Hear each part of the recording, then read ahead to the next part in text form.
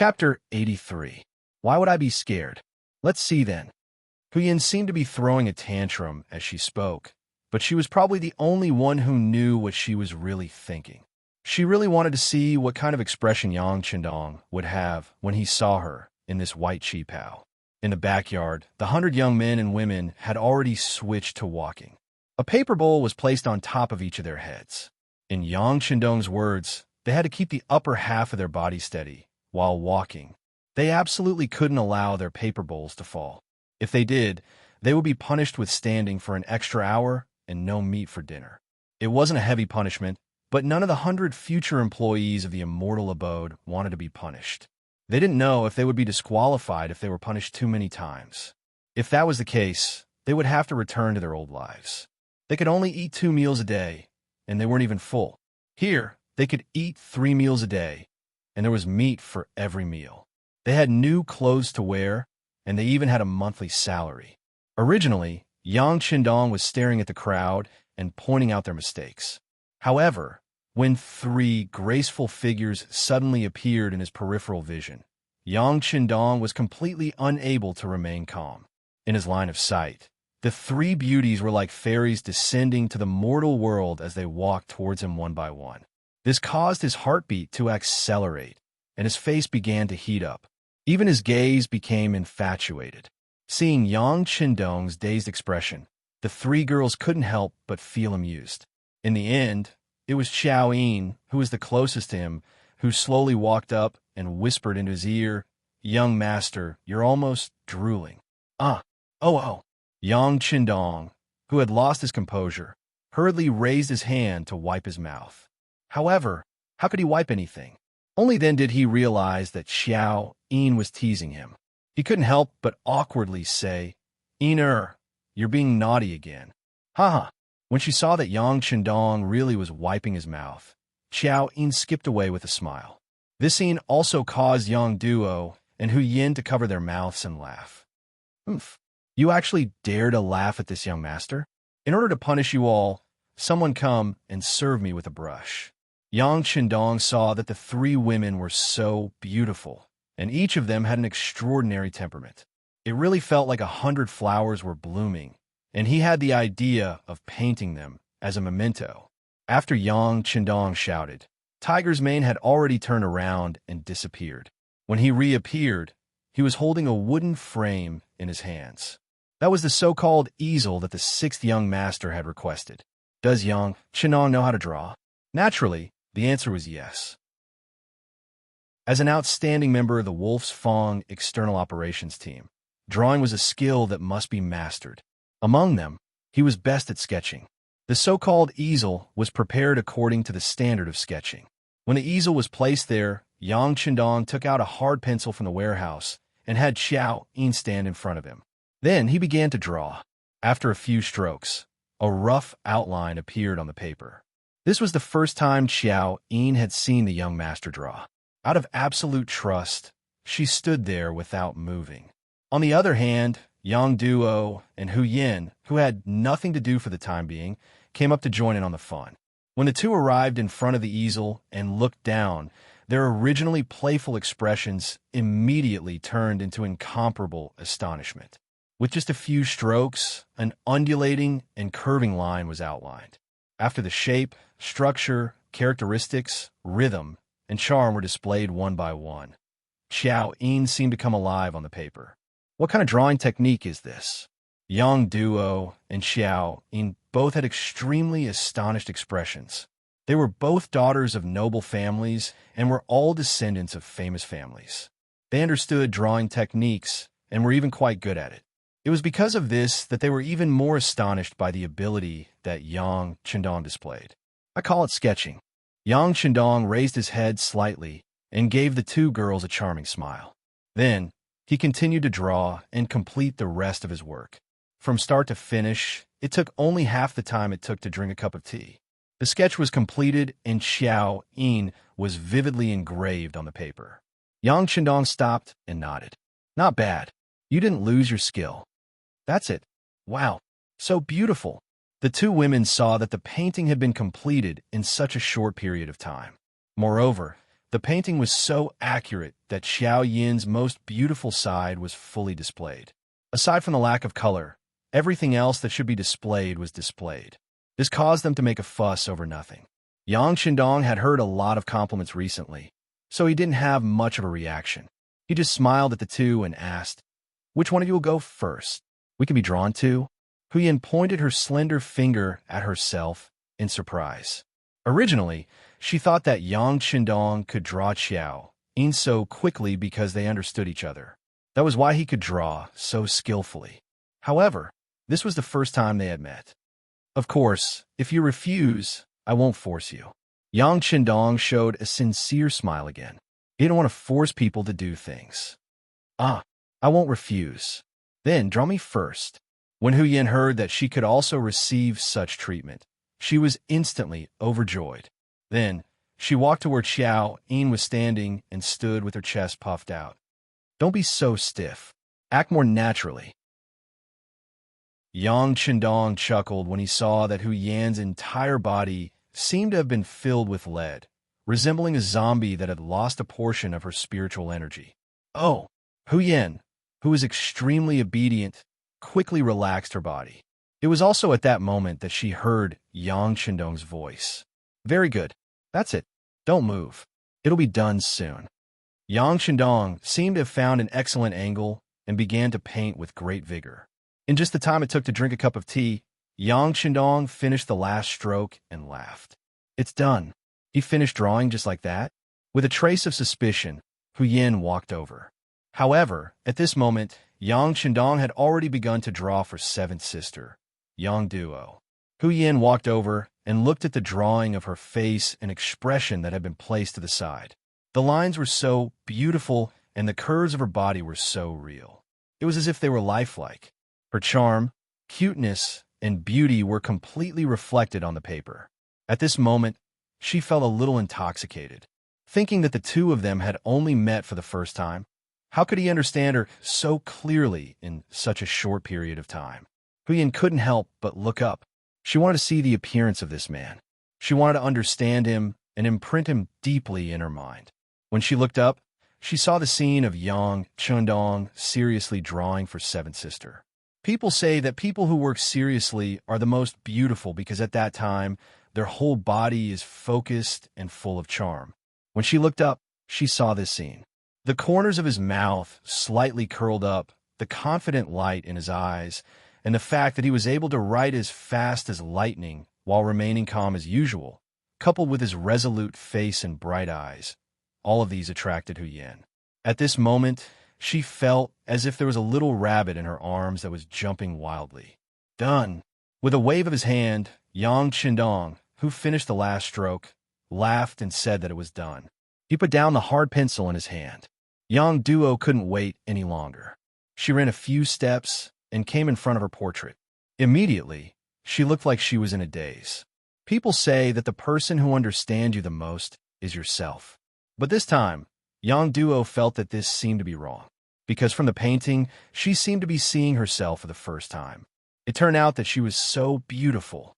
She wasn't the useless, stupid girl that the Wang family said was even worse than a servant girl. Yang Duo stood there in a daze. After a while, tears flowed down from the corners of her eyes. Yang Qindong's heart softened as he looked at her. He stood up and went forward to hug seventh sister in his arms. The painting is to show your most beautiful side and preserve it for later memories. But what we should do is to cherish the present, cherish our youth, your beauty, and all the good things we have. Seventh sister, if life in the Wang family is not happy, then leave there. Believe in sixth brother. I will let Wang go divorce you. There won't be any bad memories left. It was the most basic common sense to persuade people to reconcile and not to divorce. But now, Yang Qindong was indeed persuading his seventh sister to leave her husband's family. In modern terms, it was divorce. But when Huyen and Xiao Yin heard this, they felt that the sixth young master was right. It wasn't abrupt at all, and it wasn't annoying at all. Seventh sister in his arms was clearly moved, but in the end, she clenched her teeth and shook her head. Sixth brother, I still want to try. Can you give me a bit more time?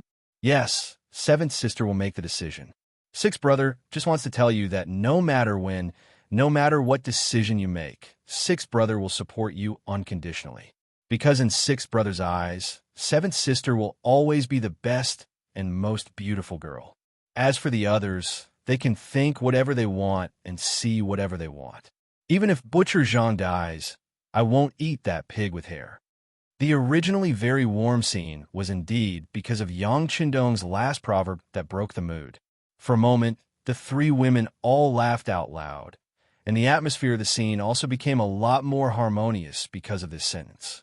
The three girls each held the painting with their own picture in their hands. They loved it so much that if anyone wanted to snatch it from them, there would be a fierce struggle. Next, with the company of the three goddess-like women, Yang Qindong felt that life was extremely comfortable.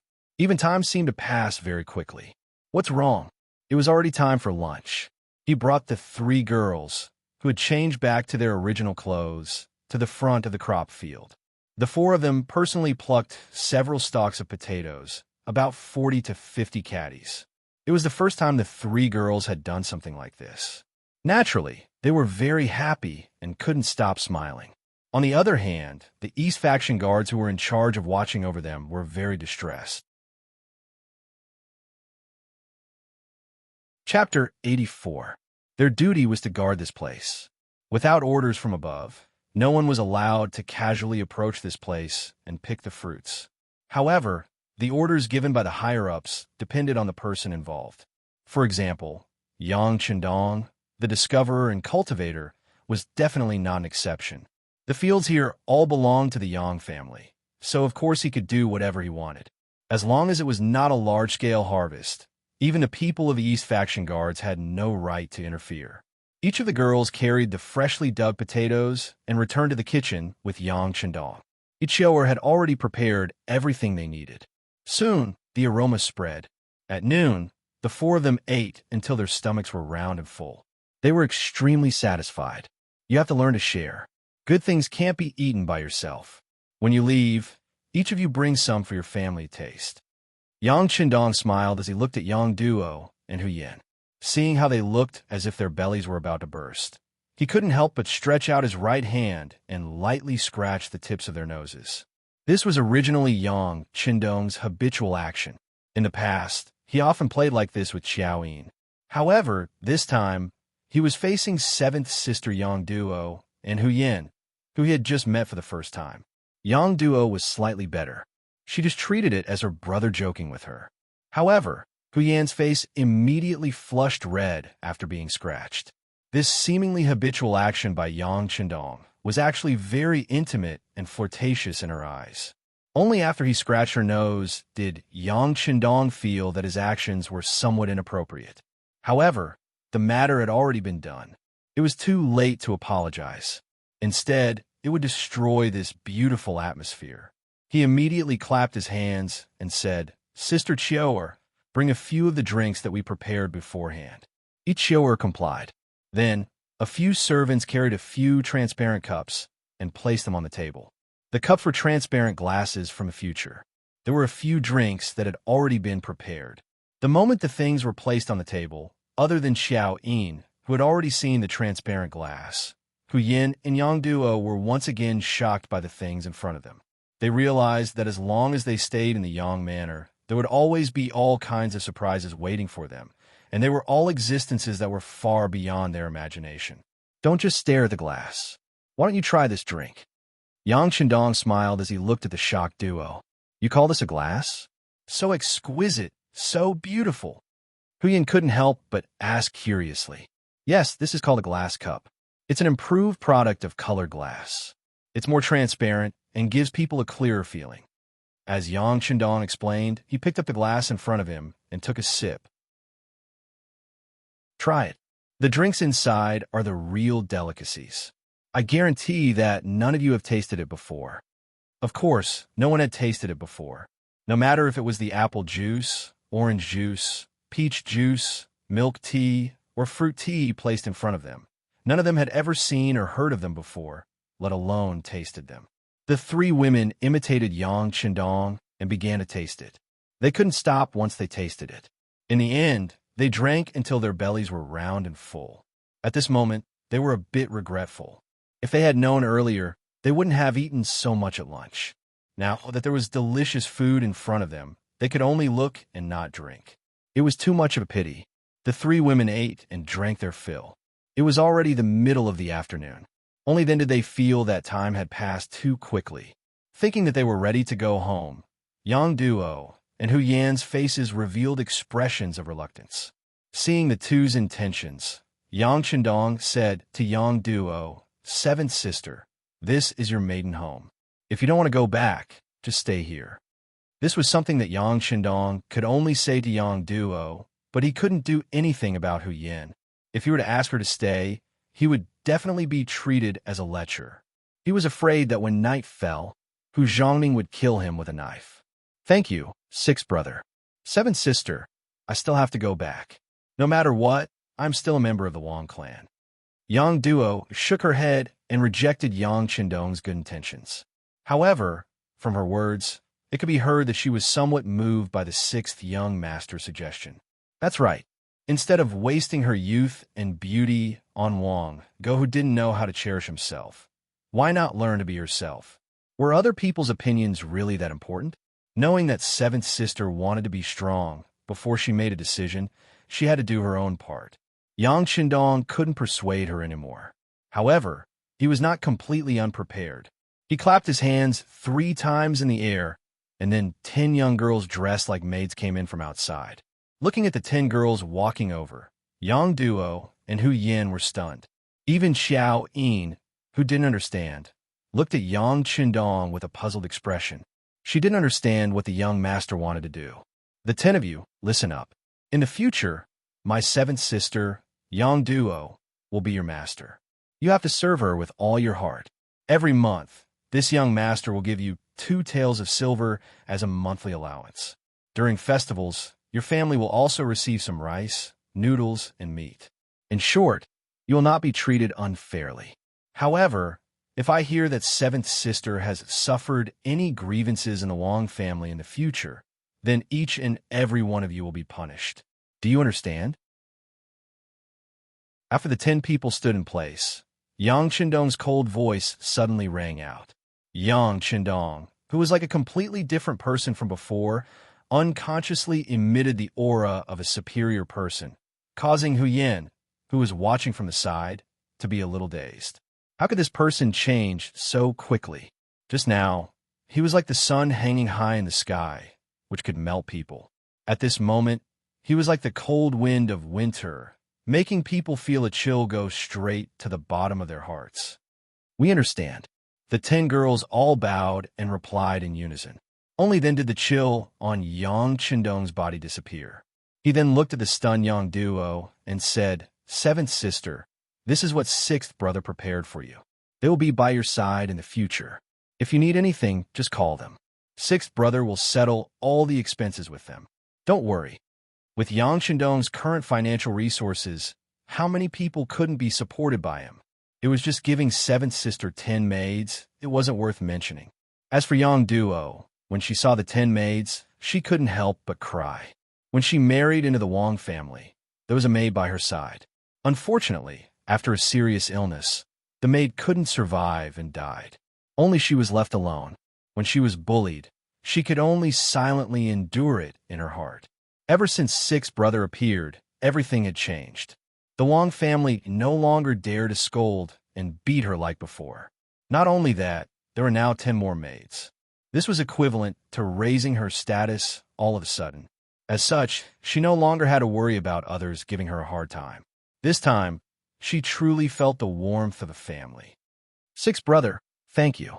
She stretched out her hand and tightly patted Yang Chendong's big hand. "Haha, seventh sister, you are my biological sister. Doing anything for you is what I should do. All right, when you leave in the future, bring some things back. With these 10 maids, 1,000 taels a month won't be enough. I'll give you double. 2,000 taels shouldn't be a problem. When the time comes, don't have the money to reward them. That would be too embarrassing. Also, prepare some food and clothes. If you're in a bad mood, don't eat with the Yang family and just cook for yourself. But there is one thing you must not tell the other sisters.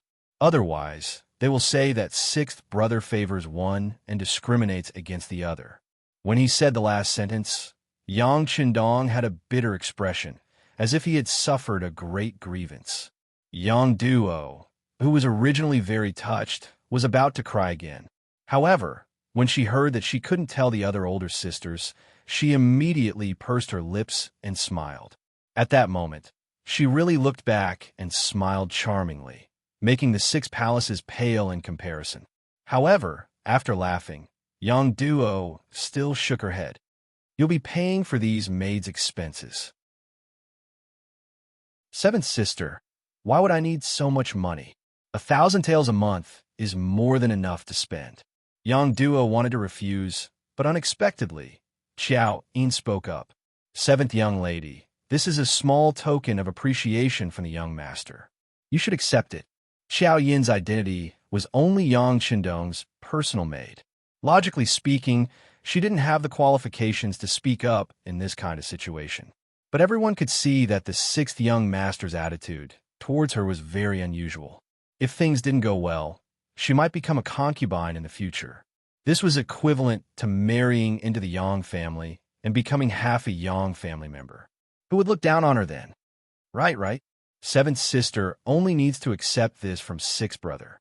Save up the excess and use it as a dowry in the future. Yang Qindong chuckled. But when he said this, Yang Duo's face turned even redder. She even buried her head deeply. After dealing with Yang Duo's matter, Yang Qindong looked at Hu Yin. Miss Hu, thank you for accompanying my seventh sister this time to relax. In order to express my gratitude, I have prepared some things. I'll have to trouble you to bring them along when you leave. Yang Qindong didn't say what it was, and Hu Yin was smart enough not to ask. It was as if everything was in tacit agreement. An hour later, the 3 carriages slowly left the gates of the Yang village. There were 2 more carriages than when they came. Not only that, there were 5 maids standing beside each carriage. These were all going to follow Yang Duo back to the Wang family. It could be imagined that when these people arrived at the Wang family, Wang Go and that unreasonable mother, Lady Yin, would be shocked. Not to mention how Yang Duo was after returning to the Wang family. After Hu Yin entered the city, she separated from Yang Duo. Behind the carriage she was in, there was another carriage following. The coachman was Yang Lu. This carriage was a gift from Yang Qindong to Hu Yin. He said it was to thank her for bringing seventh sister out to relax. But as for the real reason, only the 2 of them knew.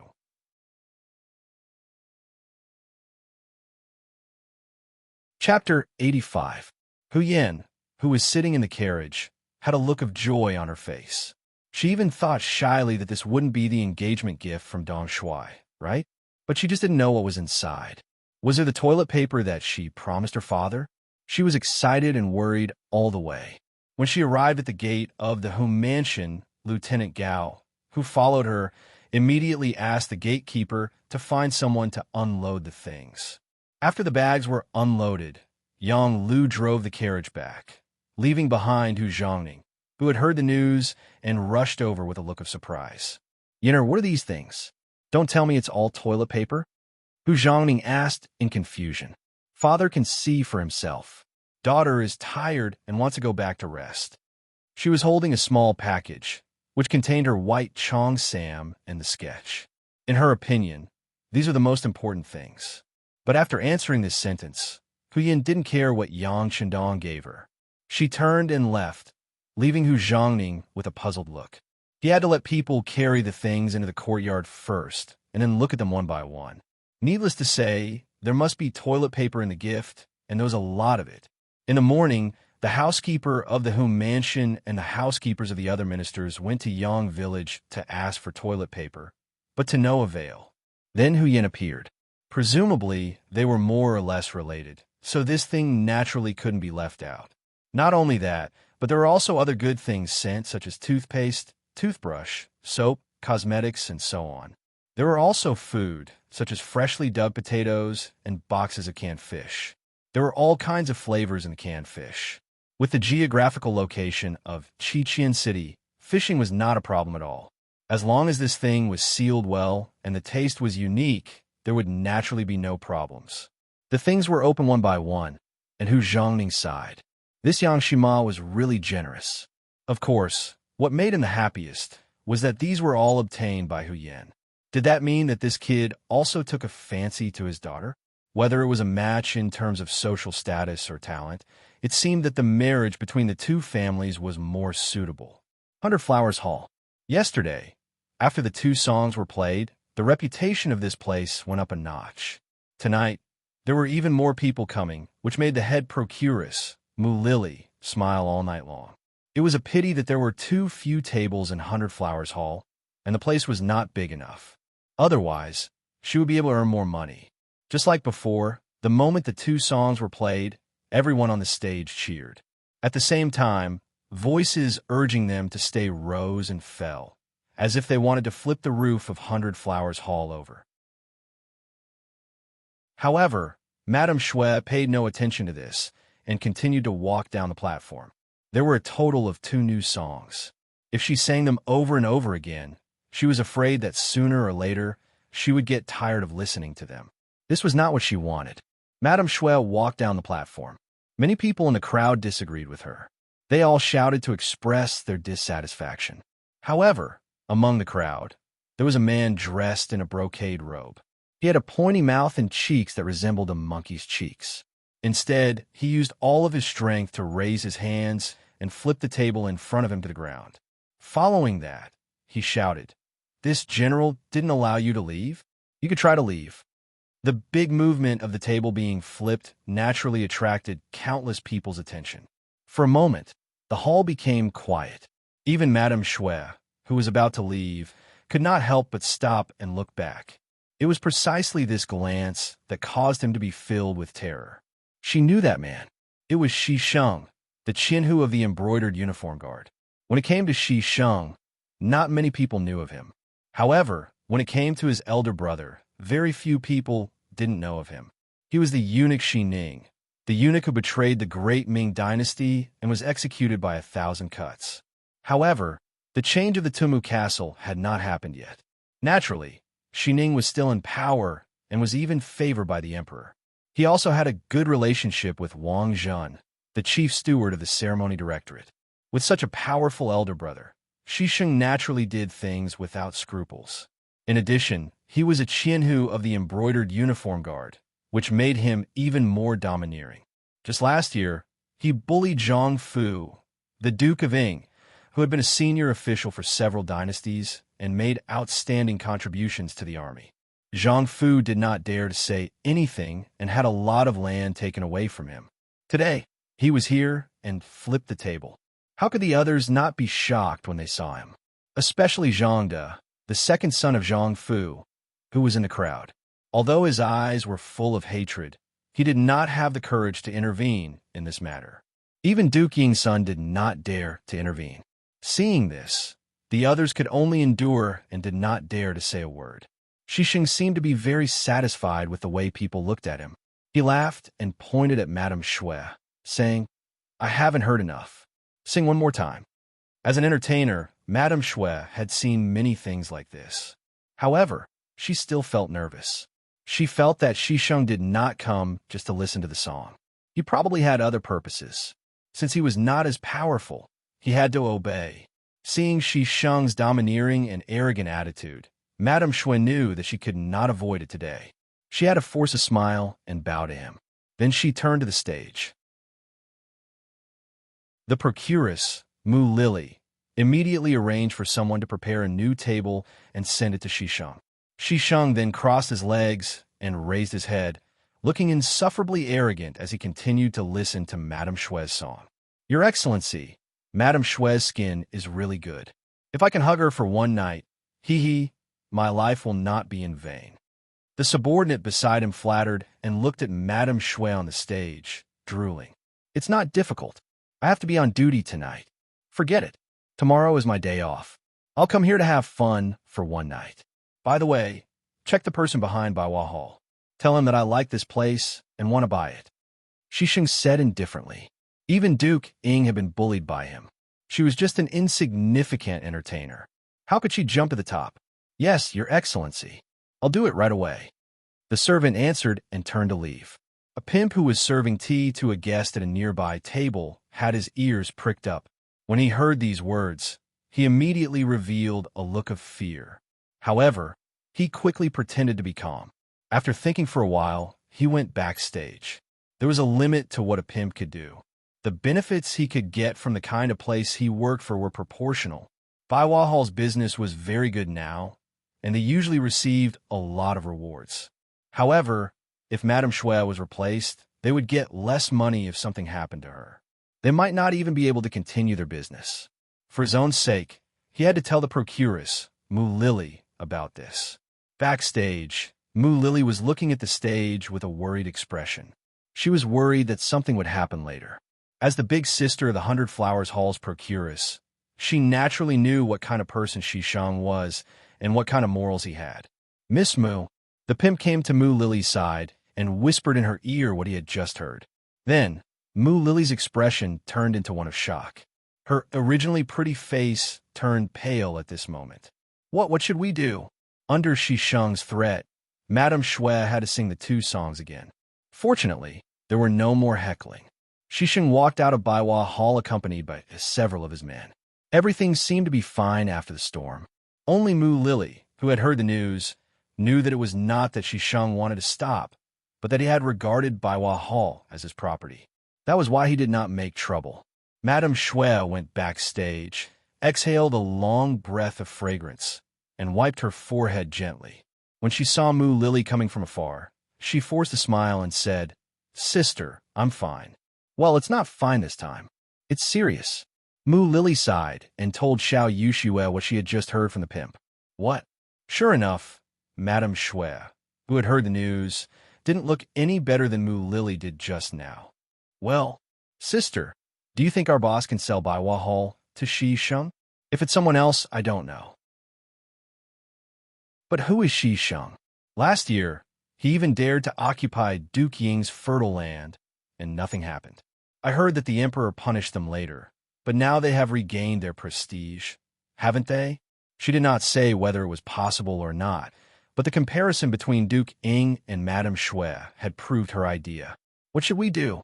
What should we do? Madame Shui was really anxious at this moment. She had thought that she could make more money as a young actress and a top courtesan. In this way, even if she was old and could not sing anymore, she would have enough money to spend the rest of her life. She could even find a good man to marry as long as she kept her chastity. But all of this seemed to have become a flower in the mirror, the moon in the water. Once 100 Flowers Hall became Shi Shang's property. With the other party's character, he would probably eat her up that very night. Then, she would become a money-making tool. Once she grew old, she would probably become useless. Madame Shui shook her head desperately at the thought of all her efforts over the years. Her face was full of unwillingness. "Yushue, I don't want to do this. Is this our fate? We can't change it. Didn't you see that when Shi Shang stood out, no one dared to say anything? This is the general trend. We can't change it." Mu Lily hugged Madame Shui and cried bitterly together. Chapter 86. No, there must be a way. There must be a way. Lady Snow shook her head, unwilling to accept such a fate. She had just learned 2 new songs from Dong Shui, and the whole capital knew about her. Seeing that everything was going well, she was unwilling to let her dream end before it even began. Yes, Dong Shui. For some reason, Yang Qindong's handsome and confident face flashed through Lady Snow's mind. The capital in the 9th month was not as hot as it was during the day at night, and when the cold wind blew, one would feel a chill. Outside the Yang village, Yang Qindong had washed up and was about to go to bed. At this time, Tiger's Mane's voice came from outside. "Young master, Lady Snow wants to see you." What's she doing here so late at night? Hearing that Lady Snow was here, he looked at the time. The curfew should have started in the capital. It would be very difficult for Lady Snow to return to 100 Flowers Hall at this time. While Yang Qindong was still thinking about what could make a girl come to him so late at night, Tiger's Mane's voice sounded again. "Young master, do you need me to wake Xiaoying up and ask her to come?" "No need." Yang Qindong waved his hand. He had arranged for Xiaoying to go to bed first. In his own words, women were made of water. If they want a good skin, they needed good sleep. It was precisely this sentence that caused this habit to become a natural one. Unless there was something special, Xiao Yin would go to bed early. Right now, Xiao Yin was probably already asleep. Without knowing what the other party wanted, it wouldn't be appropriate to rashly wake Xiao Yin up. Forget it. Bring her to the study. Yang Qindong thought for a while, put on his coat, and then strolled toward the study. When Tiger's Mane took Lady Snow to the study, Yang Qindong was writing something with his head down. If someone was there, they would know that he was writing a classic play, The Legend of the White Snake, which was later made into a TV series and remade several times. It was also called The New Legend of the White Snake. Madame Snow was brought in. She was wrapped in a long robe, but she was wearing a pair of embroidered shoes that were convenient for walking on the platform. It could be seen that she had come out in a hurry. Is something the matter? She slowly raised her head and looked at Madame Shui from head to toe. She sighed that no matter what she dressed up, she could always attract men's attention. Madame Shui, who had been afraid and anxious, calmed down a lot after Yang Qindong looked at her. She didn't know why, but when she thought of the problems that 100 Flowers Hall might face, she knelt on the ground with a plop. Dong Shui, save me. Please save Lady Shui. If there's anything, get up and talk. Yang Qindong put down the writing brush in his hand and looked at Madame Snow. What's the matter? Tell me in detail. Madame Snow lowered her head and cried. She was really pitiful. While crying softly, she told him what had happened in 100 Flowers Hall in the evening. She also told him what the pimp had overheard and what Mu Lily had said to her. Shi Sheng. When Yang Qindong heard the name, he felt it was familiar, but he had only been in the capital for a few days. How would he know everyone? In particular, Shi Sheng was just a Qianhu of the Brocade Guard, a nobody in his eyes. Seeing Yang Qindong's confusion, Tiger's Mane, who was standing next to him, quickly took out a book. After searching for a while, he found Shi Sheng's name. He handed the book to Yang Qindong. Young master, please take a look. He took the book and saw Shi Sheng's name. The investigation of the Security Bureau was written on it. Humph! What the hell? When Yang Qindong saw that Shi Sheng had a brother named Shi Ning, he remembered this person. Shi Ning was a famous traitor in history. Because of him, the capital was almost captured.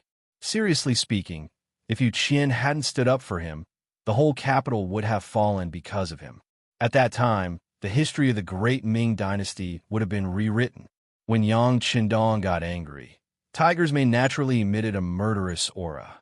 Young master, do you need me to go to the city now to find this person? And then Madame Snow knelt in front of him. Obviously, she couldn't see Tiger's Mane's beheading gesture, but Yang Qindong saw it clearly. No, it's not necessary. At this time, you still have to go to the city. However, I'm afraid that you'll still have to make a trip into the city. Do you know who the current owner of 100 Flowers Hall is? Young master, it's Fan Ling. He was the vice director of the Ministry of War, secondary class level 5 official. His father used to be the minister of Honglu Temple. As expected of the director of the Security Bureau, Tiger Shine, who had slowly gotten into his role, quickly reported the other party's identity. Of course, all this had a close relationship with 100 Flowers Hall that Yang Qindong had paid attention to. Find him and buy Madame Snow's slave contract. Yang Qindong made a decision after a short hesitation. It was not the right time to have a direct conflict with a villain like Shi Sheng. At least, he couldn't look for trouble. There was only one way to solve the problem, which was to buy Madame Snow. In this way, even if Shi Sheng got 100 Flowers Hall, he would only get an empty shell. Yes, Tiger's Mane immediately understood the meaning of the 6th young master. He answered and turned to leave. Wait, Madame Snow suddenly said. She came to Yang Qindong for help, but it was just an impulsive act. She didn't have any hope. Dong Shui was powerful, but he was only talented. Compared to power, he was much weaker. She didn't think that the 6th young master could do anything to Shi Sheng, who even Duke Ying, a hero of the great Ming dynasty, couldn't afford to offend. However, she never thought that Yang Qindong would agree to her request so easily. Moreover, he even wanted to buy her slave contract directly. Amidst his excitement, he thought of his elder sister, Mu Lily. If he left, and his elder sister did not. He could imagine how Shishang would treat him. It would be a fate worse than death. There was also her maid Xiaowei. She had been using her for so many years, so she couldn't give her up. At this time, Madame Snow didn't realize that she came to ask for help. She didn't have such awareness. She just thought about how to take her family members to her side. So she shouted, "Wait, is there anything else?" Yang Qindong looked at Madame Snow with a puzzled expression. Did she still want to stay in Hunter Flowers Hall? If so, it would be more difficult to help her. Yes, please understand, Dong Shuai. This servant still has my elder sister Mu Lily and the maid Xiao Wei, in Hundred Flowers Hall. If this servant leaves alone, Yang Qindong understood that this was a loyal and affectionate Madame Snow. He liked this kind of person. He immediately said to Tiger's Mane, who was still standing there, "Did you hear that? There are 3 people in total. By their slave contracts. Don't be afraid to spend money. Go." "Yes." Tiger's Mane answered and turned to leave. As for how to enter the city in the middle of the night, it was not a problem for Yang Qindong, the #1 master beside him. The matter was solved. Although she didn't see the answer, Madame Snow couldn't help but trust Yang Qindong. Especially at this time, the confidence he showed made her feel infatuated. Only the 2 of them were left in the room. Suddenly, there was a very awkward and ambiguous atmosphere in the study. Yang Qindong was the first to feel the difference. At this time, he regretted that he didn't let Tiger's Mane take Madame Snow to rest first, so he wanted to call for help. He knew that even if Tiger's Mane wasn't here for the time being, Beta, Persei, Yang Si, and the others would be outside. It could be said that whenever he needed, they would appear at any time. But for some reason, Yang Qindong didn't want to let anyone take Madame Snow away. In this very contradictory mood, he looked at Madame Snow and said unconsciously, "Well, I'll arrange for someone to take you to rest." This was obviously not an order, but a tone of negotiation. Madame Snow was delighted, but she quickly shook her head. "No, I'm not sleepy now. Where are you riding, Dong Shuai?" After saying this, Madame Snow stood up and walked to Yang Qindong leisurely. Faced with Madame Snow's approach, Yang Qindong, who could remain calm even if Mount Tai collapsed in front of him, could clearly feel his heart beating faster at this moment. In order to ease the awkwardness, he casually said, "I'm writing a story about love." "Really?" Dong Shuai's literary talent has long been known in the capital. "I wonder if I have the luck to read it first." It seemed that she was asking, but when she finished speaking, she had taken the initiative to walk to Yang Qindong's side and bent down. Because the temperature in the study was suitable, Madame Snow had already taken off her coat and robe. At this time, she was wearing a wide-collared top. When she lowered her head, Yang Qindong saw a touch of Snow White looming in front of him. Some things couldn't be ignored just because you didn't want to. On the contrary, some things you said you didn't want to think about, but you couldn't help thinking about it in your heart. At this time, Yang Qindong was obviously the latter. His eyes followed the touch of Snow White and seemed to see 2 tall mountains. Madame Snow's skin was very white. Among all the women he knew, only Hu Yin could be compared with her. As the saying went, 100 ugliness could cover up 100 ugliness. Not to mention that Madame Snow was a first-class beauty. Against the dim light of the oil lamp in the study, she really made people feel that they were looking at a beauty under the lamp. The more they looked at her, the more attracted they were. Madame Snow seemed to be looking down at Yang Qindong's manuscript, but in fact, she had been paying attention to his changes. Although she was a performer and not a prostitute, she had heard and seen a lot of things in the red light district, so she naturally knew how to interact with men.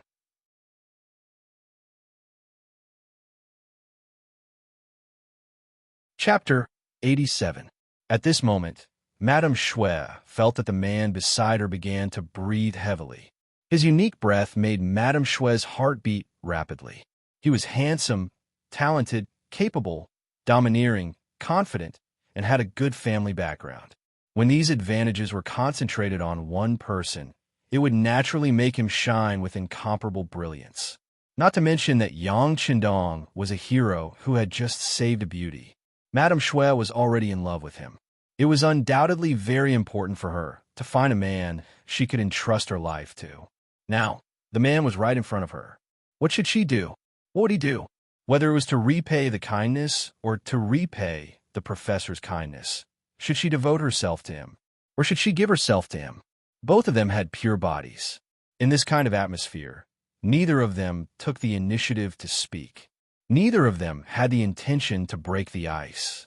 However, both of them were well aware of each other's thoughts. For a moment, this kind of feeling was indescribable and indescribable, but it was indeed extremely wonderful. Madame Shui remained motionless. She had been bending over for half a cup of tea's time, waiting for Yang Qindong to do something. She heard from the other sisters that at this time, shouldn't the man be more active? But why didn't Dong Shui do anything? Yang Qindong was indeed hesitating. Logically speaking, he should have carried her in a domineering manner. His bedroom was not far away from the study, and then everything would have gone smoothly. There was even a voice in his heart urging him to do so, and even his body was supporting such a thought. However, Yang Qindong did not do so. Perhaps it was because of his conservative thinking. He thought that if he had sex with Madame Shui, it would be more or less taking advantage of her. He did not want to do so. He preferred success to come naturally. However, Yang Qindong also knew that if he persisted in this atmosphere, he was afraid that he would not be able to control his heart. Therefore, he gritted his teeth and said, "Madame Shui, it's a little late. I should go to bed." "Really? It just so happens that Shui is also sleepy. Why don't you let me warm Dong Shui's bed?" Madame Shui was overjoyed. She thought that Yang Qindong said it on purpose for her to hear. How could she not take advantage of the situation and go downhill like a donkey? Originally, he wanted to find an excuse to separate them so that he could calm down. He never thought that it would lead to such a result. If he said no at this time, it would be too hurtful. Yang Qindong helplessly nodded and said, "All right then." The two of them walked out of the study one after the other and went to the bedroom. A figure slowly retreated from the darkness.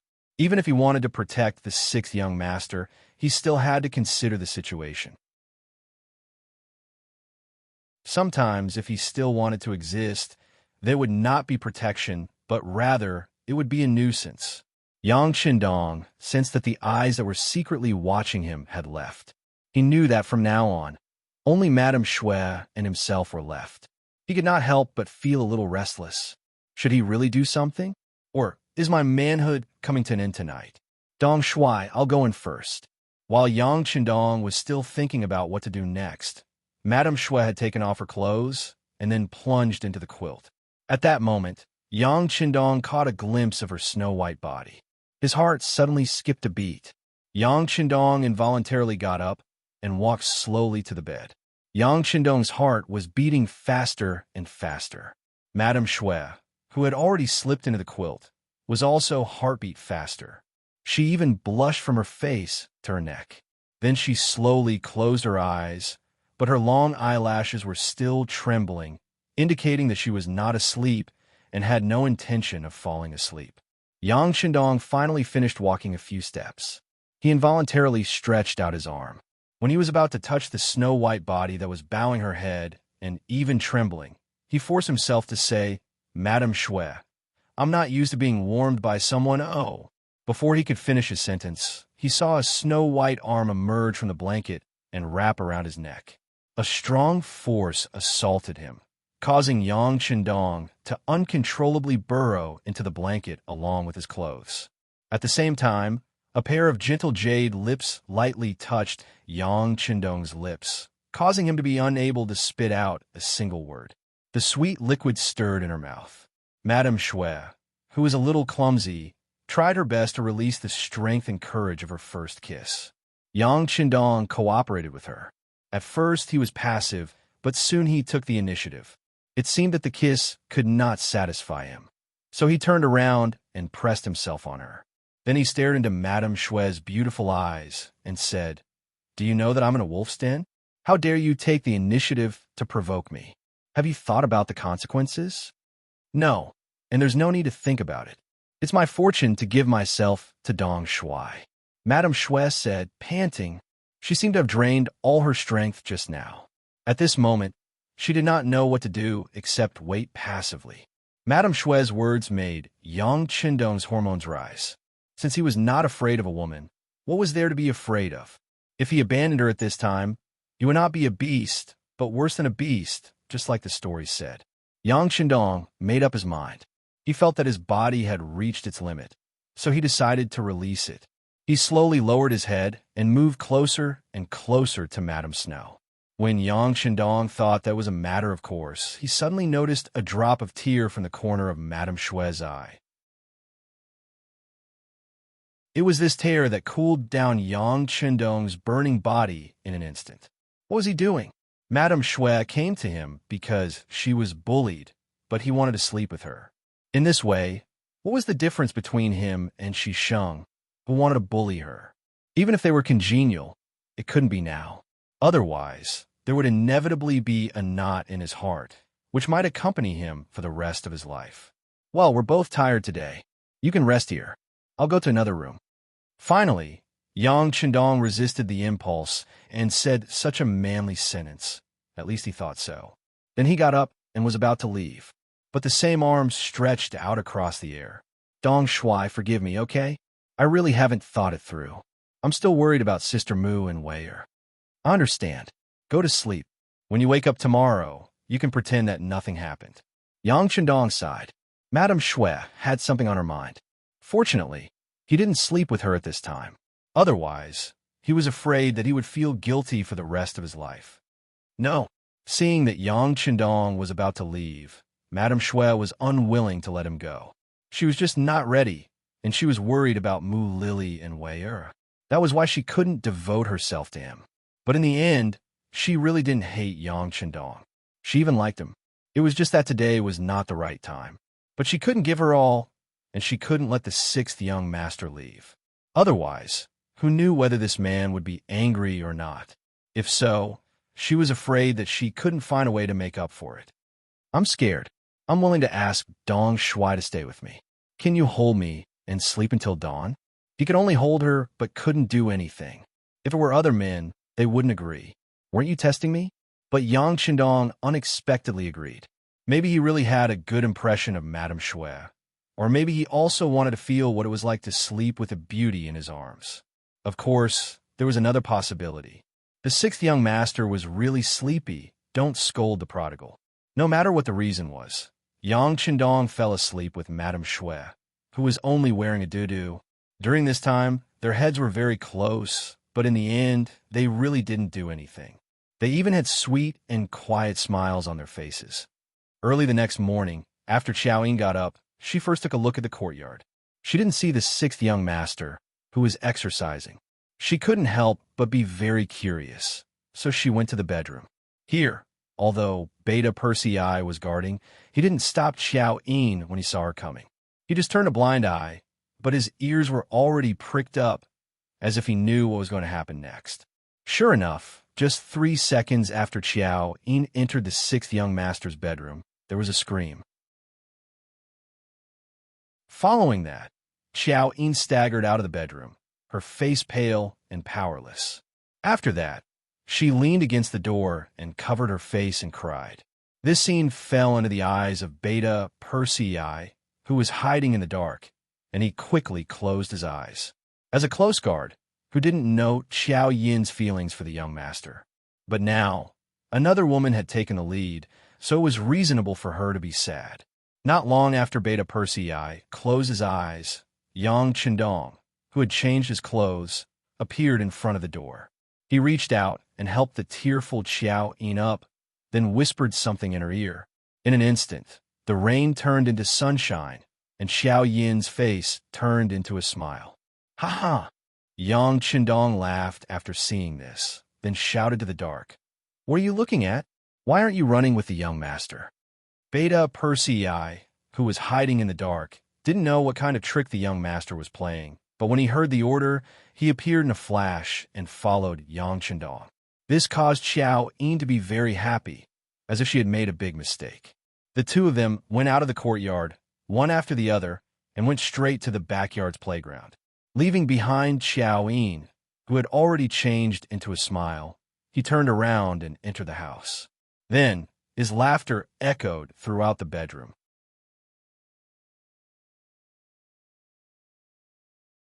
Chapter 88. Xiao Yin was very happy because the young master had told her that he had only comforted Mama Shui. Although he liked Mama Shui as much as he liked her, he did not want her. If you don't believe me, you can go into the house and check. You can even ask Mama Shui to dance as a test. If she had really lost her real body last night, how could she have the energy to dance? Her body probably wouldn't allow it. Because of this, Xiao Yin easily believed Yang Chendong.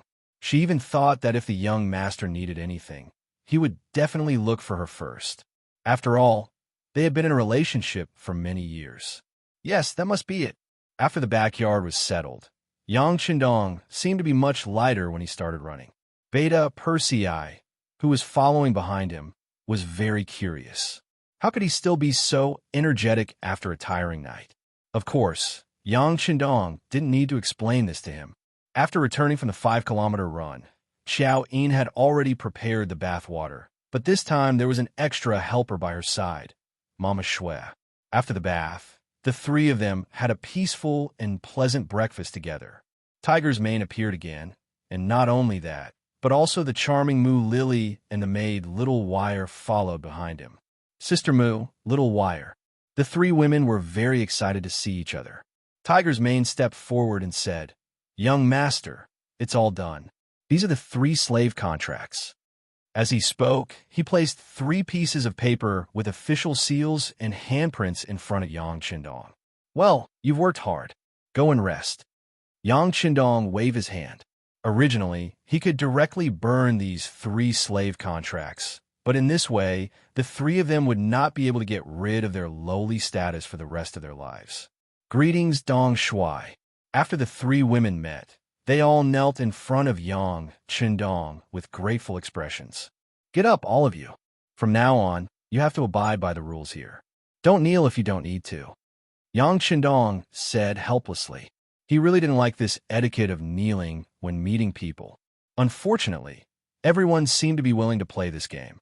For example, Tiger's mane and the others beside him, he didn't know how many times he had said it, but it still didn't work at all. They still knelt when meeting people. Xia Dong Shui. Whether or not the 3 girls would kneel in the future, no one knew, but their thanks were very sincere. "All right, since you've left 100 Flower Hall, you're now part of my Yang family. I don't keep idle people here. This is a new story I've written. You can think of how to act it out together. These are the manuscripts. You can study them yourselves. If there's anything you don't understand, feel free to ask me." She took out the script of The Legend of White Snake that she had prepared a long time ago. There was a very clear plan for the distribution of roles. With this, she could play the roles of Lady Snow and Moo Lily, the former top courtesan. Did they know that this was a job for them? The 3 girls hurriedly agreed, then took the manuscripts and went to the backyard. When only Xiao Yin was left, she walked up softly. "Young master, although they've left 100 Flower Hall, they're still lowly, young master knows. I'll find a way to change their names." Yang Chendong rubbed his head as he spoke. Changing their names was easy to say, but difficult to do, especially when they were targeted by Shisheng. If he found out that someone had changed Lady Snow and the others' names, he would definitely come looking for trouble. How could he solve this problem? "Young master, there's a eunuch called Mao Mu outside the manor. He said that he's an old friend of yours." Just as Yang Chendong was thinking about how to do this at the lowest cost, Beta Persei appeared and reported Mao Mu's visit. "Oh, it's him. Haha, someone sent me a pillow when I was sleepy. Please." After hearing who it was, Yang Chendong's face was full of smiles. Is it a eunuch? Does young master want him to do this? But Shisheng's brother is also a eunuch. Xiao Yin was very smart. Looking at the young master's expression, she knew what he was thinking, but she still reminded him with some worry. It's okay. The relationship between eunuchs is not that united. Young master knows. Yang Chendong said confidently. As the saying goes, evil people need evil people to deal with evil people. Originally, he thought about whether he should use some kind of thunderous method to make Shisheng disappear, but he didn't expect Mao Mu to come at this time. That was the best thing that could happen. In the study, Yang Qindong gave Mao Mu a very high level of courtesy and met him here. Being able to meet in the study meant that the two sides had a close relationship. Mao Mu, who was very familiar with this, was very excited. Although the eunuch group was very powerful now, there was Wang Zhen and his henchmen above them. In addition, there was another force, Jining, and a few other small forces. He was just one of them who was not famous. Yang Qindong was now in the limelight. Even Chief Steward Wang Zhen had to look up to him. Logically speaking, this person did not have to treat him like this at all. It would be understandable if he just sent someone to talk to him. However, at this time, he was meeting him in a private place like the study. The meaning of this was already obvious. Lord Yang. As soon as the two sides met, Mao Mu cupped his fists and looked very respectful. Eunuch Mao, you don't have to be like this. We are considered old friends. In the future, you can call me the sixth young master, or Dong Shuai to others. Yang Qindong's face was full of smiles. He looked like an old friend as he spoke. Good, Dong Shuai is a good name. If possible, I will call you Lord Yang, Dong Shuai from now on. Mao Mu's ability to follow the flow was not low. When he saw Yang Qindong being so polite, he immediately agreed.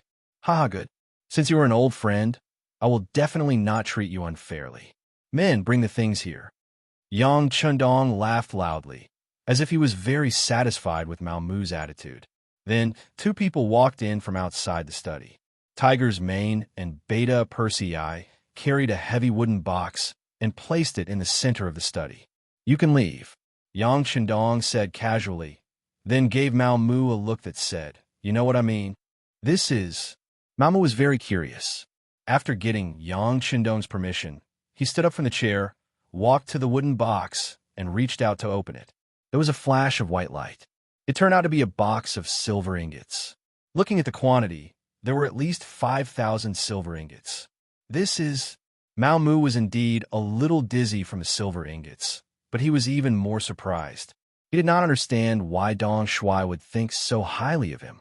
He originally came here to ask for a favor, but before he could even open his mouth, the other party had already given him benefits. This made him unable to speak his next words. Seeing the surprise in Mao Mu's eyes, as well as the trace of greed in them, Yang Qindong laughed loudly and said, Eunuch Mao, I said that since we are good friends, there is no reason for us not to be friends. I'm just giving Eunuch Mao these. I hope that Eunuch Mao can rise to the top. This way, as a good friend, I can also bask in the glory. His words were clear. This was to make use of each other. However, with your current status and identity, Mao Mu, it is far from enough. Therefore, I support you and support you to have more power. In the future, we can all be on equal footing and do great things together, right? In the face of Yang Qindong's initiative to show goodwill, Mao Mu had no reason to reject it. He had always believed that he had the ability. What he lacked was only the opportunity and enough foundation. What was the foundation? That was to have enough background for him to use. In the palace, scheming and scheming were the most important, but money was equally important. If you don't have money, there won't be anyone willing to risk their lives for you. Naturally, it will be difficult for you to do anything. Now, Yang Qindong took out more than 5,000 silver ingots. For the current Mao Mu, this was not a small amount of wealth. With this, he could rope in more people in the palace for his use. He did not dare to say that he could do great things, but it was not a problem for him to do some small things in private. As for the other need, which was the so-called opportunity, with Yang Qindong, he could use this opportunity to become the link between Dong Shuai and Director Wang Zhen. After all, there were some small matters that the two of them couldn't possibly talk about in person. In that case, his role in this matter would increase, and at the same time, it would also expose the fact that he met Chief Steward Wang Zhen frequently. This was an opportunity. Seeing that Yang Qindong could make up for what he lacked, Mao Mu looked at the sixth young master. At this moment, when Mao Mu looked at the sixth young master, he felt like he was looking at his biological parents. Dong Shuai. With a plop, Mao Mu knelt down in front of Yang Qindong. Yang Qindong's eyes lit up. This person's ability to judge the situation was not bad. He knew when to lower his head. Feeling that he had found the right person, he was satisfied. He pretended to be panicked and asked, "Eunuch Mao, what are you doing?" However, Yang Qindong was only talking and did not have the intention to help him up. Seeing this, Mao Mu knew that he had to express his attitude. Since he had already knelt down, what was the point of saying some words to show his loyalty? Dong Shuai, this old servant is grateful for your appreciation. In the future, if there's anything you need, feel free to say it. Blade Mountain Flame, Sea Guild only needs a word from Dong Shuai, and this old servant will do his best to accomplish it. His face was full of sincerity. Replacing this old servant with this old servant was already a way to express his loyalty. Until now, Yang Qindong was satisfied and bent down to support Mao Mu. "Eunuch Mao, what are you doing? I said that we are friends." "Thank you, Dong Shuai." Taking the opportunity to stand up, Mao Mu knew that he had passed the first test. From now on, he was Dong Shuai's man, sharing honor and disgrace. After becoming friends, there were naturally some things that were less roundabout. Mao Mu talked about the matter of diapers. He used himself as a witness to prove the importance of this thing to eunuchs.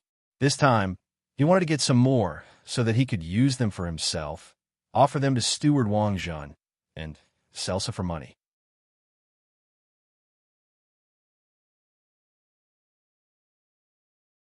Chapter 89.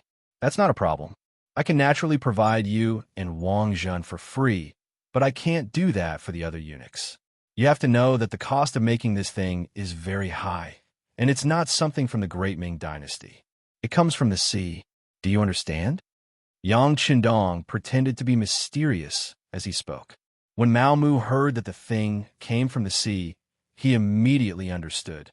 During the Great Ming Dynasty's maritime ban, once it came into contact with the sea, it would be a huge expense. Dong Shuai, this old servant understands. I will sell this thing at a high price in the Imperial Palace. After all, there is no free lunch in the world. If you want to get something, you have to pay a price. Very good. Seeing that Mao Mu was so understanding, Yang Qindong nodded approvingly. Go back and do your job well. If you need anything, just tell me. This young master will do his best to satisfy you. By the way, there is something I need you to do. These are 3 lowly women. I need to raise their status and make them into good people. Is there any problem? Yang Qindong said with a smile as he placed 3 contracts in front of Mao Mu. These 3 people may have offended Shi Ning and his brother. You have to think about it carefully. Mao Mu's hand had already reached out and was about to touch the contracts when he suddenly heard Yang Qindong's words. His hand paused in midair, but he quickly continued to reach out. Don't worry, Dong Shuai. Although it's a little troublesome, Shi Ning's power in the palace is not small. However, there are still many people who don't like him. As long as the money is in place, there won't be any problems. Then let's get it done quickly. How much money do you need? Yang Qindong nodded. Shi Ning was indeed powerful. But if this Mao Mu that he found couldn't solve such a small matter with the help of a large sum of money, then there was really no meaning in supporting him. What he needed was a helper, someone who could do things. For this, he was willing to pay the price. However, if the other party was a pile of mud, then there was no point in supporting him. Mao Mu was very clear that this was the first time Dong Shuai had given him something to do. If he did it well, his future would be limitless. If he messed it up, he might not even be able to guarantee his current position. Even if it was for himself, he had to do it well, and he had to do it beautifully. Mao Mu left with 5,000 taels of silver and a pile of diapers. Compared to when he came, he seemed to have straightened his chest when he left, and it was clear that he was full of ambition. Shisheng had been on duty for most of the night. When he was off duty, he slept all the way until lunch. When he was full and energized, he brought a few of his subordinates and headed straight for the home of Fan Ling, the minister-counselor of the Ministry of War. Last night, Tiger's Mane had suddenly appeared and used an unimaginable amount of money to buy the slave contracts of Lady Shui and the other 2. Fan Ling had already had the idea of exchanging Hundred Flowers Hall. Without a pillar, Hundred Flowers Hall could no longer regain its former glory. Although he could find new people to train again, how long would that take? Ever since his old father, Fanda, passed away, the influence of the Fan family was far from what it used to be. This also made Fan Ling want to withdraw from the red light district. He was wondering who to find next. At this time, Shisheng came. Although the price he offered was not high, or even a little low, Fan Ling still sold 100 Flowers Hall without any hesitation. It was still the same sentence. Without Lady Shui, 100 Flowers Hall had lost its greatest value. Making a move in time might be the best choice. Shisheng did not expect things to go so smoothly. He offered a relatively low price and waited for Fan Ling to raise the price. Then, everyone would bargain for a while. As long as the other party did not ask for too much, he would accept a price that was about the same. Last night, 100 Flowers Hall was very lively. In his eyes, a deal that could get both of beauty and money was suitable. However, Fan Ling was actually so tactful. Even when faced with the low price he offered, he still accepted it. This allowed him to pay a lot less in terms of cost. At this moment, it was as if he could already see a mountain of gold placed in front of him. Of course, there was also that white and beautiful body waving at him. After leaving Fan Manor, Shisheng took the contract of 100 Flowers Hall and found a place to have a good drink with a few of his men. He decided not to rush to make the matter public. He would go to 100 Flowers Hall in the evening and give Madame Shui a surprise. After knowing the truth, her face would become extremely beautiful. The group of people drank a lot of wine. In the end, their bodies were swaying a little. Only then did they support each other to reach the 100 Flowers Hall. However, once they entered, the atmosphere was very different from yesterday. Although there were still many people, they were all noisy and angry. Some of the people who came today were former regulars of 100 Flowers Hall, but most of them came for the 2 new songs. When they arrived here with a large sum of money, full of expectations, they heard that Madame Shui had disappeared. Even Mu Lily, the procuress, was nowhere to be found. How could they let it go? They began to shout one by one. What are you shouting for? Seeing the chaotic atmosphere in the hall, Shisheng placed his saber on the table in front of him and roared loudly after a loud noise. This move was indeed effective. As soon as this voice came out, the originally noisy scene suddenly became much quieter. Everyone stared at Shisheng. Their eyes were filled with confusion. What was this person doing here again? Why was he acting all high and mighty? This shout shocked everyone. Shisheng was very proud. He liked the feeling of being the center of attention. Okay, stop shouting. If you have any problems, tell me. I will solve it for you. By the way, I forgot to tell you that 100 Flowers Hall will be mine from now on. This is the contract of the transaction. In order to achieve the effect of justice, Shisheng took the initiative to show the contract in front of everyone. Immediately, several people of status came forward. After reading the contract, they all nodded at the same time. Among them was Wang Si, the editor of the Hamlin Academy. Shi Qianhu, since this place is already your property, I ask if you still want to sing tonight. If you sing, of course, we'll pay the same amount of money. We'll spend it however we want. But if you don't sing, we will leave now. No matter how powerful you are, you can't force us to pay 1 tael of silver here. Wang Xi's grandfather was the current minister of the Ministry of Personnel, Wang Ji. With such a relationship, he was not afraid of a small Qianhu of the Brocade Guard. Even if this person's brother was very favored by the emperor, his pride as a scholar made him not shrink back. That's right, that's right. With someone taking the lead, the people below naturally chimed in.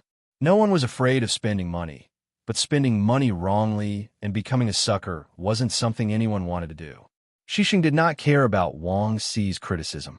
Smelling of alcohol, he said complacently, "Who said I won't sing? Since I bought this place, of course, I want to make money. How can I destroy my own livelihood? Well, I will go to the procuress, Mu Lily, now and ask her to arrange Madame Shui to sing for everyone. Not only that, but she will sing 3 or 5 times today to let everyone enjoy it." In order to prove his courage as a new boss and win people's hearts, Shisheng announced loudly. His answer also attracted loud applause from the guests. They all said that Shisheng was a righteous and heroic person. Everyone's compliments made Shisheng feel even more confused. He laughed heartily and arranged for his subordinates to find Mu Lily. This time, he was going to order the beauties around as the boss. After all, he was not the first person to ask about Mu Lily and Madame Shue's whereabouts. When the subordinate ran back and whispered something in Shishang's ear, Shishang's face suddenly turned gloomy as he roared, "What's going on?" They ran away. Yes, they were taken away in the morning. The subordinate answered carefully, for fear that Shishang would stab him in anger. They were taken away in the morning? Who did it? Shishang had sobered up a lot. His intuition told him that things were not so simple. Why was it that as soon as he made his move, someone else beat him to it? Furthermore, he had just announced the fact that as soon as he became the new owner of 100 Flowers Hall, the flower pillar under him had disappeared without a trace. This was already not only cutting off his source of income, but also slapping him in the face, and it was an extremely resounding slap. If this matter could not be solved, he was afraid that he would become a laughing stock in the capital. No one could accept that kind of result. In the face of Shishang's questioning, the few subordinates naturally kept silent, revealing a look of bewilderment. Investigate. Investigate for this lord. Whether it's to the heavens or to the earth, find out for me. Shishang's roar resounded in the hall of 100 Flowers Hall. At this moment, he was really furious. Shishang was enraged. As a result, a few of his subordinates scattered in all directions. Along with them, the other players also left. Since they couldn't listen to the music anymore, who would stay here and be Shishang's next punching bag? Of course, Shishang's subordinates did not run away. They went to investigate the whereabouts of Madame Shue and Madame Shue. The strength of the embroidered uniform guards was very strong. In less than 2 hours, they got the news and came back. Seeing his subordinates come back excitedly, Shishang knew that the result was out. He immediately asked with a fierce look, "Tell me, where did they go?" At this moment, Shishang felt that he had lost face. What he wanted to do most now was to catch Madame Shue and Mu Lily, and then use all kinds of means to let them know how regretful it was to offend him. "Sir, there's news." It said that they went to the Yangjia village 15 miles south of the city. A subordinate ran up and reported as if he had received a reward.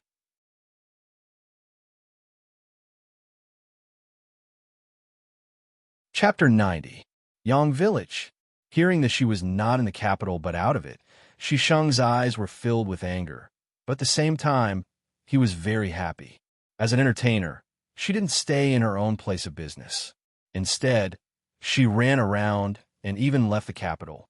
Just based on this, he could use legal means to deal with her without being afraid of taking any responsibility.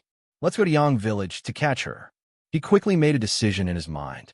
He would catch her immediately and bring her back with thunderous means. First, he would get the beauty, then the money, and then his reputation. He would let everyone know the consequences of provoking him. Before the curfew in the city, Shishang went out of the city. In addition to his original 4 or 5 subordinates, he mobilized soldiers from 2 small banners. In total, more than 20 people rushed to the south of the city. As soon as Shishang and the others went out of the city, they were seen by a pair of dormant eyes. There were fast horses galloping on a short road. They were spies of the security bureau. They had been paying attention to the movements of 100 Flowers Hall. Shishang went out of the city. Seeing that his destination was Yang Village, their task was to send the news back to the village. In Yang Village, Yang Shandong was watching Madame Snow sing the new song by Sujin at the foot of Mount Qingcheng in the backyard.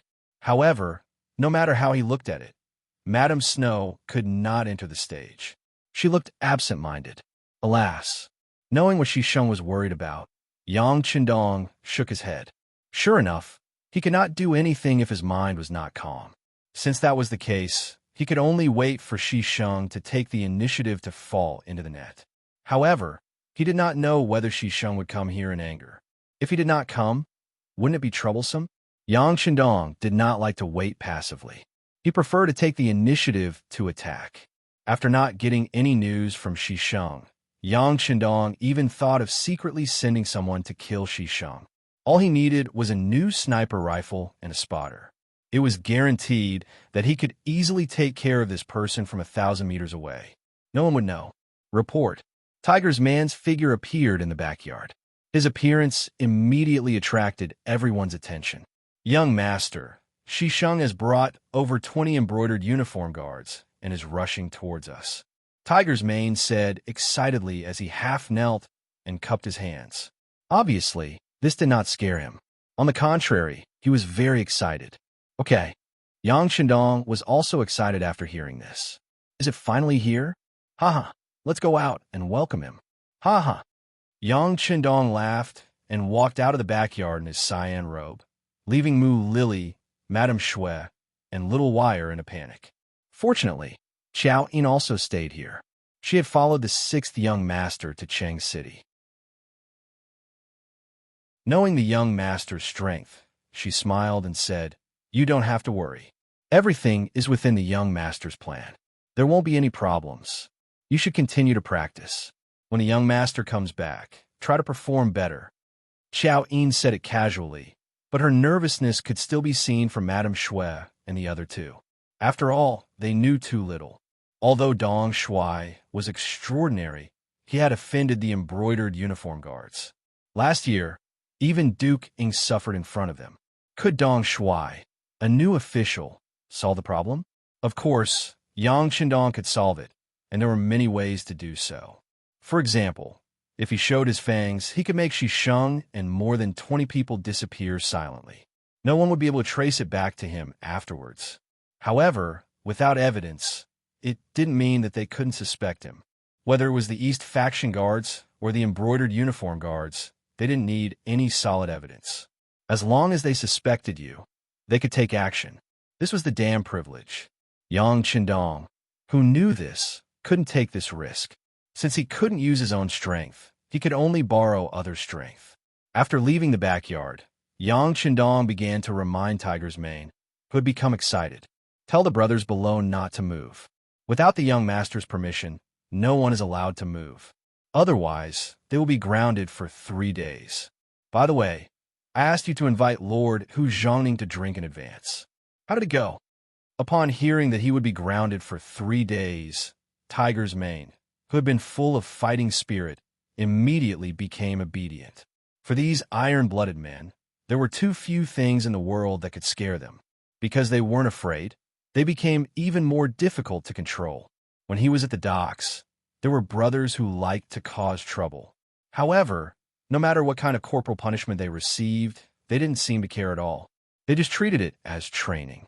Later, the matter spread to Yang Shandong's ears, and he came up with the idea of confinement as a punishment. However, when people were locked up in a dark room for 3 days and had to eat and drink as usual, anyone who heard of this punishment was amused. Wasn't this just letting them rest? What kind of punishment was this? For a time, there were even people who deliberately caused trouble and wanted to experience this feeling. Naturally, the consequences were terrifying. No one spoke, no one paid attention to them, and they couldn't even see the slightest bit of sunlight for 3 days. Not many people could bear it. They roared, they cried bitterly, and they reflected on their mistakes. However, they could only be released after 3 days of confinement.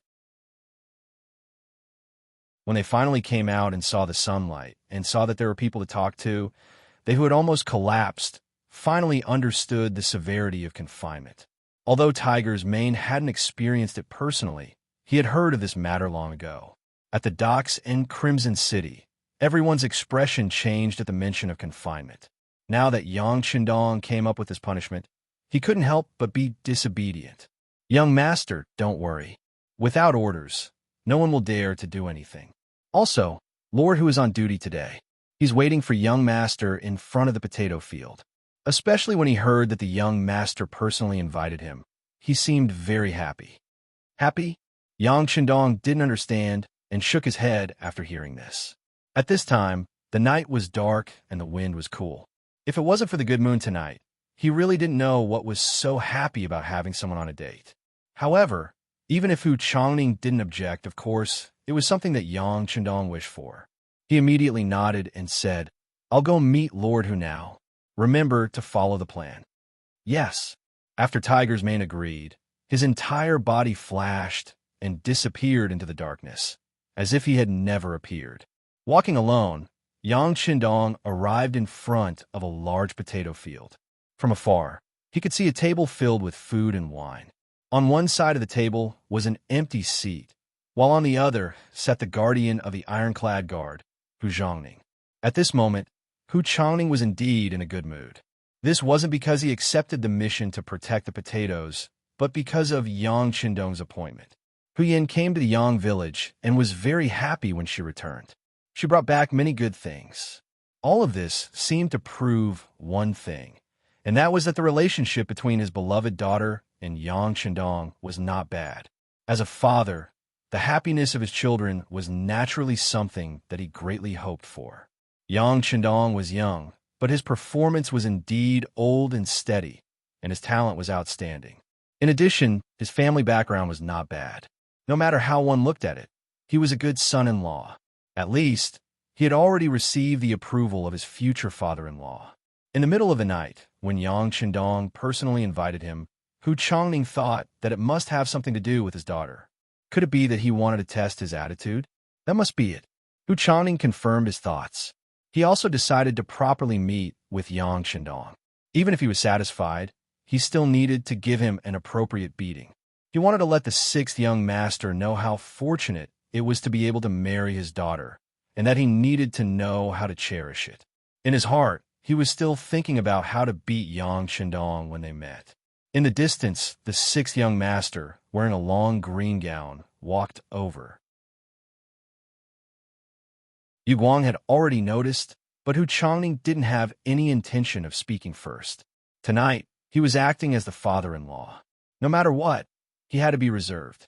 Hu Changning didn't speak, and Yang Qindong didn't have any intention of speaking either. He couldn't guess the other party's thoughts, and even more so, he didn't think that he had only met Hu Yin once, and it actually involved the discussion of marriage. In his consciousness and thoughts, no matter what, he had to wait for a period of time first, and wait until everyone was familiar with each other before making a decision. After all, marriage wasn't child's play. It had to be done carefully.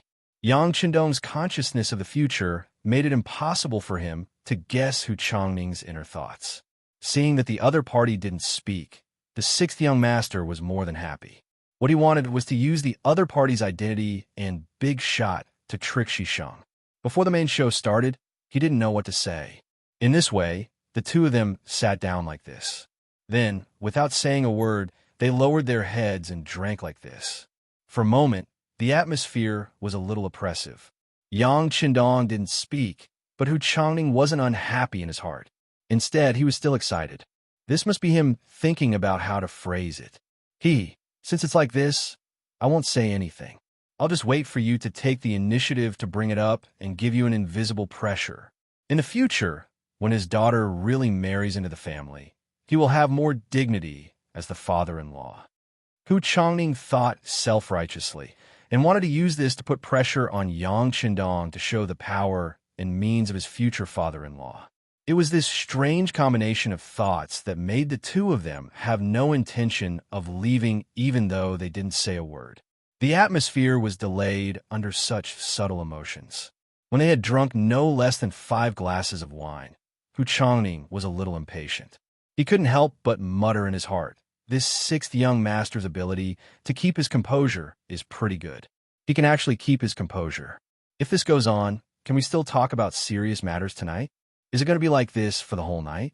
If so, it doesn't matter if the other party is young, but I'm in my 40s after all. Isn't this tormenting me?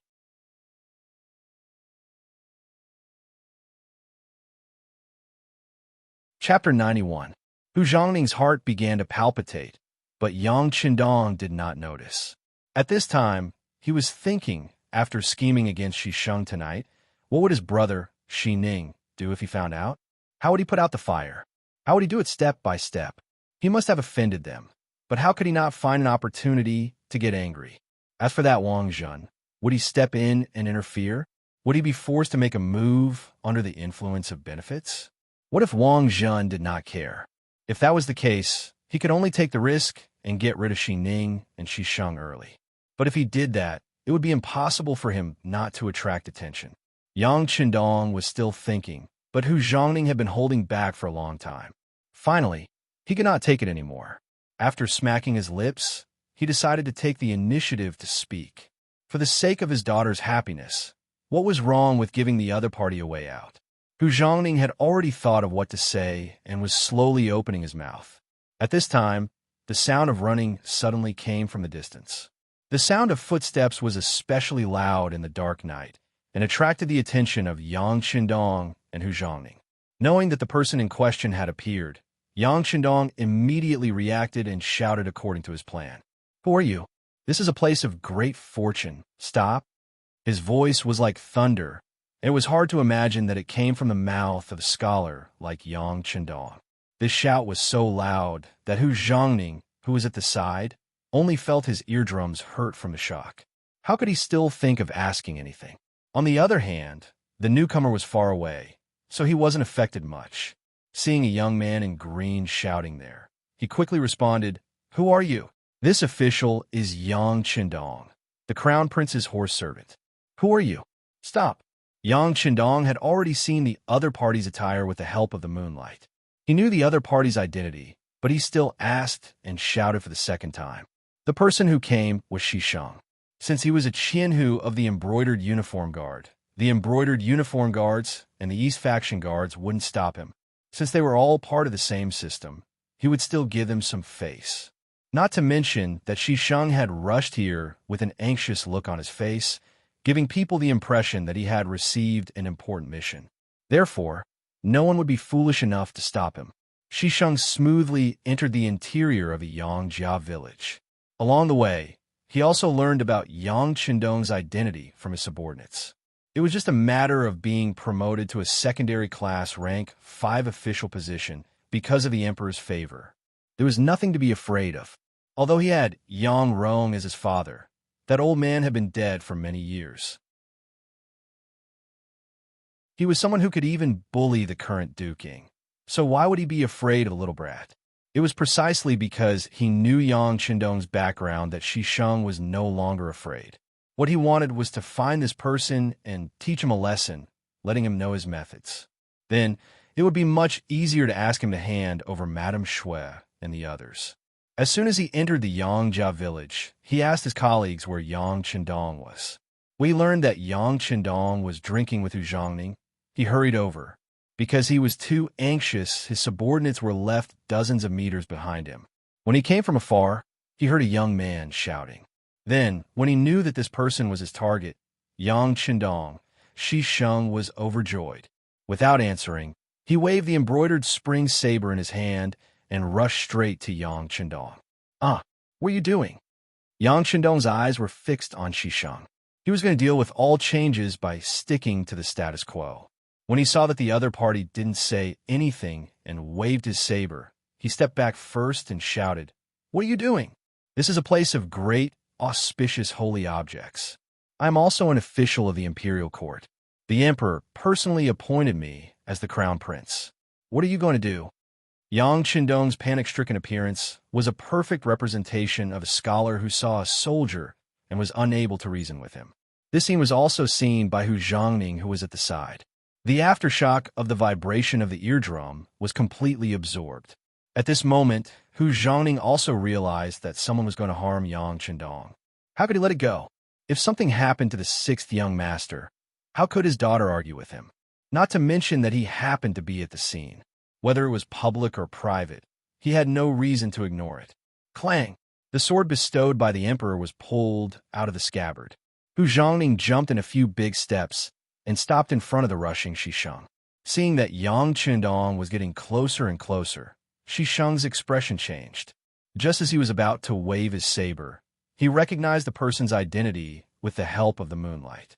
He said, "So it is Lord Hu. I am Qianhu Shisheng. Why are you stopping me?" Ah, this voice was so familiar. At such a close distance, Hu Zhongning recognized the person's identity and couldn't help but be startled. What was going on? Why was it Shisheng?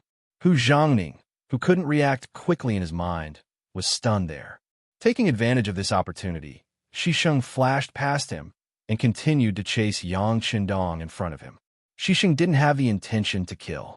He also knew that if he killed Yang Qindong here, the consequences wouldn't be something he could bear.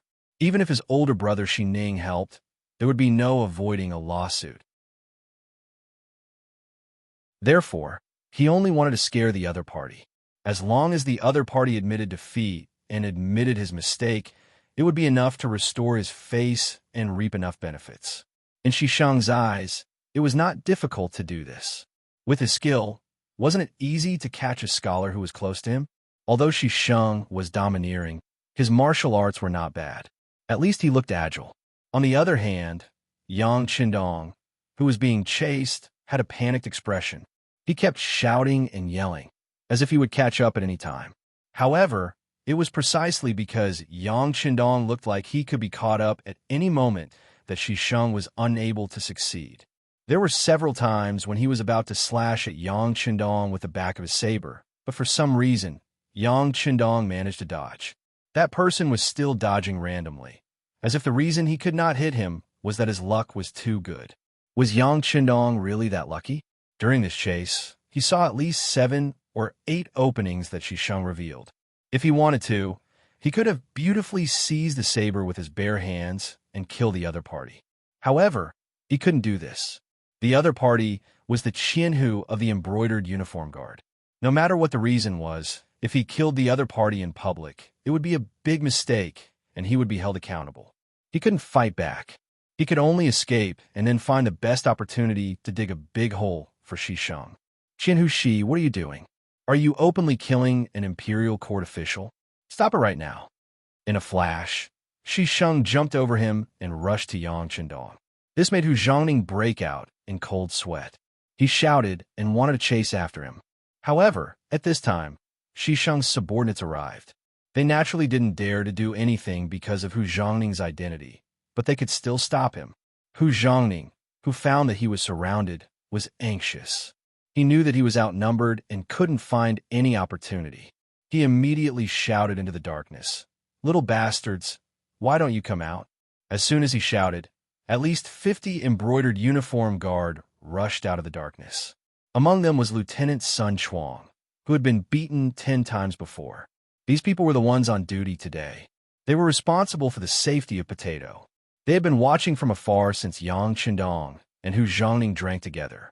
They didn't understand the reason, but they saw Shishang kill with their own eyes. However, seeing that the people who came were also embroidered uniform guard, Sun Chuang and the others couldn't show up for a while. Who knew what had happened? They didn't want the divine armaments to fight and implicate them. But then, Hu Zhongning's shout came.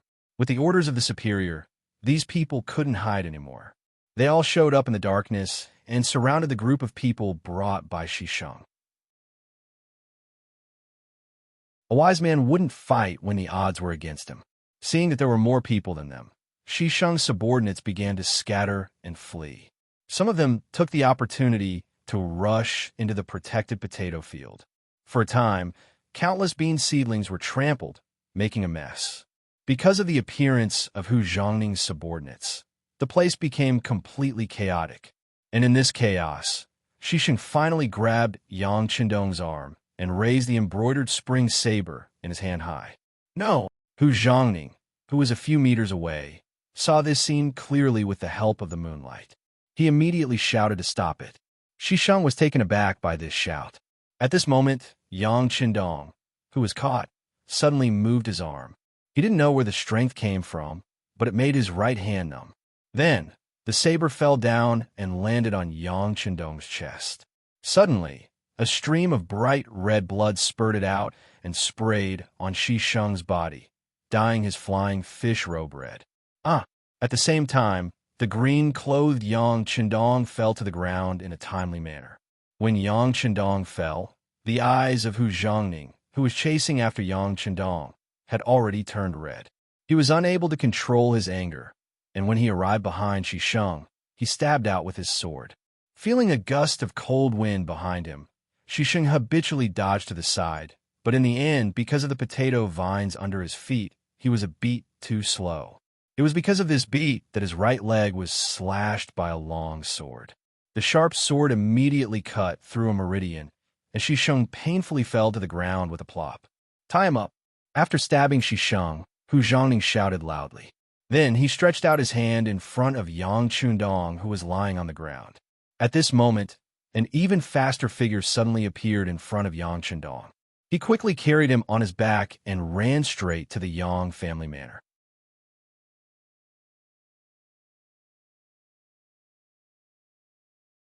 Chapter 92. The person who came was Tiger's man. He had been secretly observing the situation. When he saw that the young master had been cut and was bleeding, he immediately became anxious. Without caring about anything else, he rushed out and carried Yang Chendong on his back. Then, he recklessly ran into the manor. Beta Persei also appeared with him.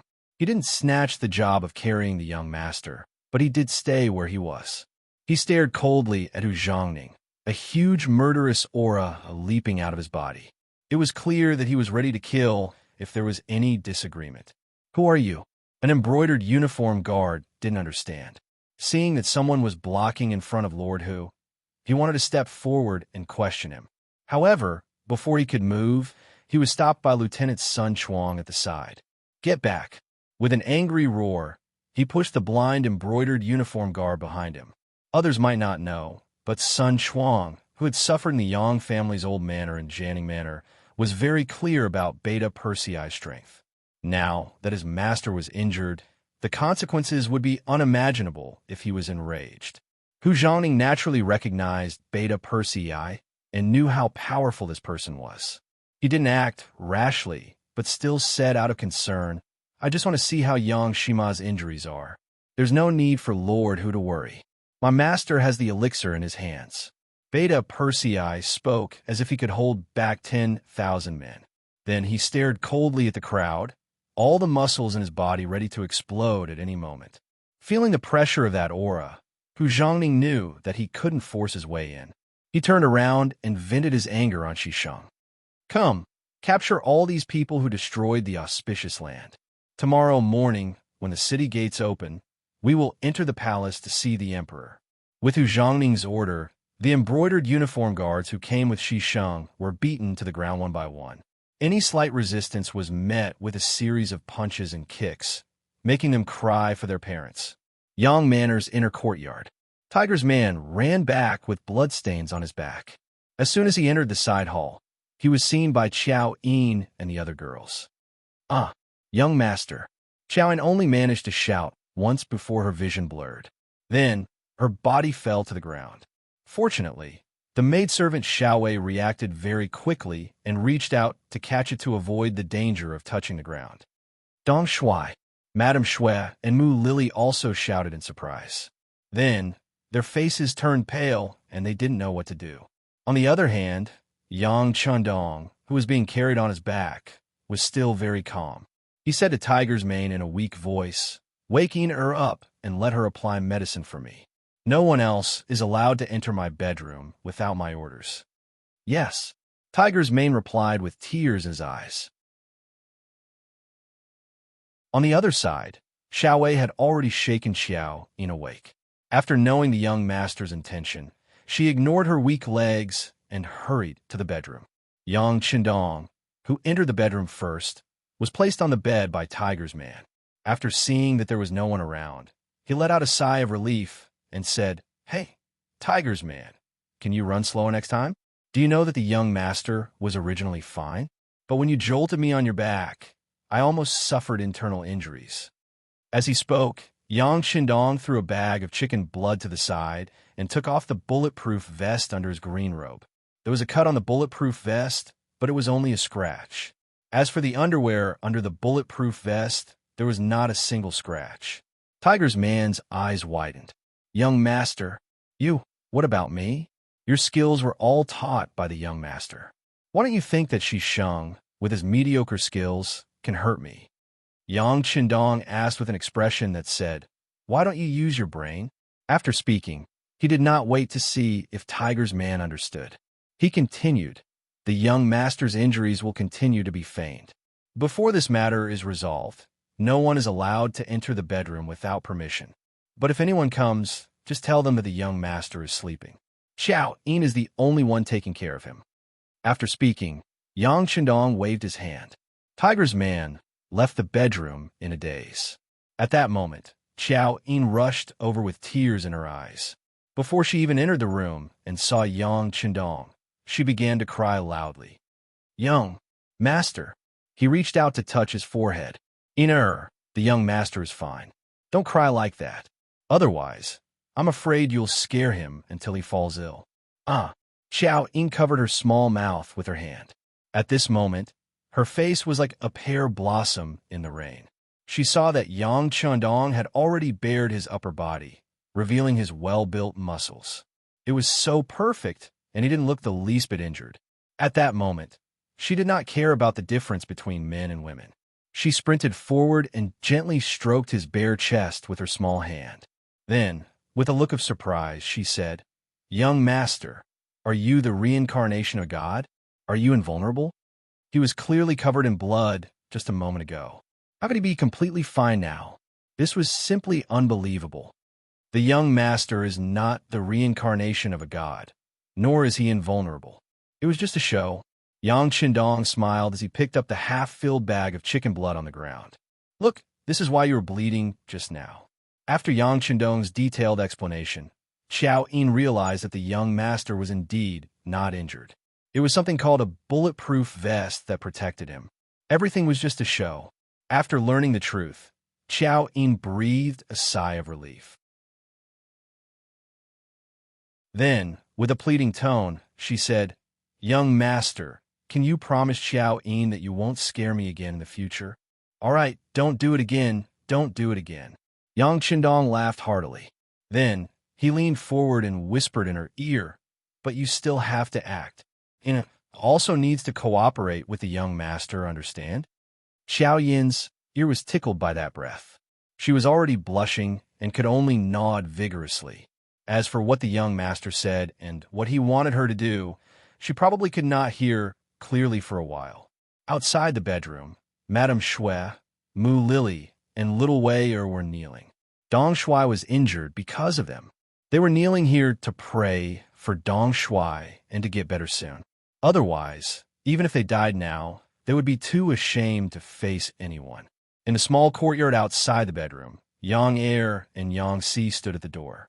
They were like two gatekeepers guarding the door, preventing anyone from coming in to peek. No matter how much Madame Shui begged, they could only shake their heads in disapproval. This time, the sixth young master was injured. As the family's guards, they were responsible. Now, they could not wait to receive the military order to kill Shisheng. At this time, they were still full of anger. How could they be nice to others? No matter how beautiful Madame Shui was at this time, in their eyes, she was nothing more than a pink skeleton. How is Yang Shima? Outside the small courtyard, Hu Zhongning rushed in with an anxious expression. Beside him was Lieutenant Sun Chuang. Stop. Seeing the two people coming, Beta Persei said unceremoniously. Hearing this, Hu Zhongning and Sun Chuang could not help but stand in place. This person had left a big shadow in their hearts. As soon as they saw this person, they could not help but feel weak in the knees. Looking at this person's ferocious face, no one dared to rush over. It was unknown when, but Tiger Ray had appeared, appearing directly opposite Hu Zhongning. Lord Hu. After cupping his fists in greeting, Hu Mang said in a booming voice, Young master is currently applying the medicine. Once the medicine takes effect, he will most likely fall asleep. Fortunately, the wound is not very deep. There should be no problem after a few days of recuperation. How is Shisheng now? First, he politely told them that the young master was fine, but it was not appropriate for them to visit him. Then, he turned the blame to Shisheng. It's good that Yang Xianma is fine. This is also my negligence. As for Shisheng, he is currently imprisoned, and because the gates to the capital are closed, he cannot enter. Once the gates open at dawn, this lord will personally escort Shisheng into the palace to meet his majesty. When the time comes, I will definitely give Yang Xianma an explanation. Hu Changming said angrily.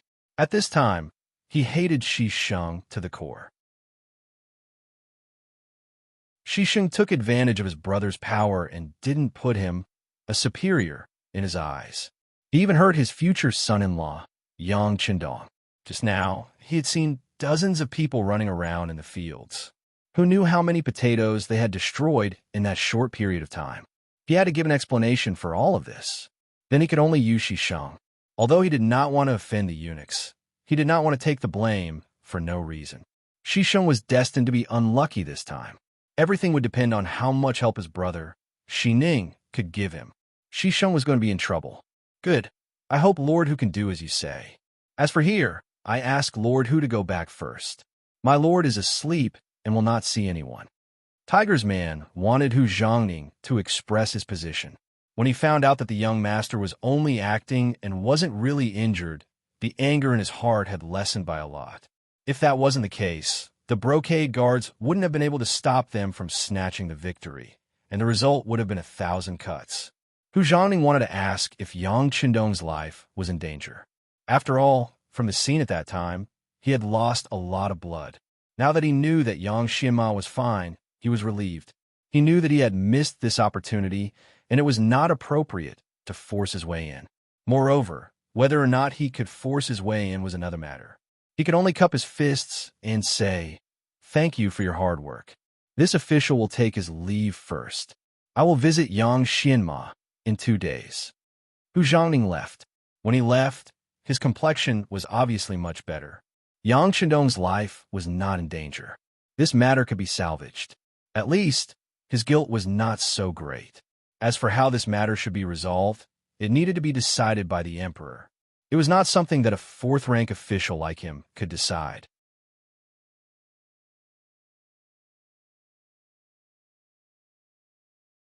Chapter 93. Madame Snow and the other 2 girls were still kneeling on the ground. The 3 girls had been sobbing since Hu Zhongning came in and left, as if they were the biggest sinners who had hurt Yang Qindong. In the bedroom, Xiao Yin had already helped Yang Qindong take a bath and lie on the bed. Only then did she remember that Madame Snow and the other 2 girls were still kneeling outside the yard. She asked carefully, "Young master, what should we do with them? It's late at night. They'll get sick if they keep kneeling like this. Ask them to leave. Forget it. Ask Madame Snow to come in and ask Mu Lily and Wire to leave." Yang Qindong thought for a while and shook his head. If he did not let them in, the 3 girls would not listen to him and leave.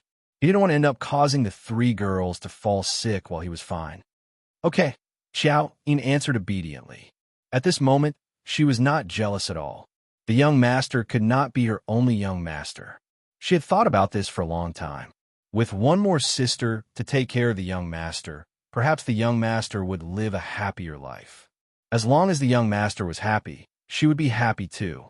Outside the bedroom, Madame Shui got the message and could enter the bedroom. Mu Lily and Wire both breathed a sigh of relief. They were worried that they couldn't do anything. Now that Madame Shui could go in and help, they could go back to rest. At least, they didn't have to feel so guilty. Madame Snow followed Xiao Yin into the bedroom with a worried look. She saw Yang Qindong lying on the bed. At that moment, she couldn't stop her tears from flowing out. With a plop, she knelt down and said, "Dong Shui, it's all our fault for implicating you. We've already made a decision. Tomorrow morning, we'll enter the city and ask for forgiveness from Shisheng." Nonsense. Yang Qindong, who was going to rest, immediately opened his eyes. His expression suddenly became very serious. "Remember, your lives belong to the young master. Without the order of the young master, no one can make decisions without my permission. As for Shisheng, he can't even protect himself. He will make trouble for you." Seeing Yang Qindong's serious look, Madame Snow trembled with fear. She knelt on the ground and did not dare to make a sound. Xiao Yin came forward, helped her up, and then whispered something in her ear. Madame Snow's face changed again and again.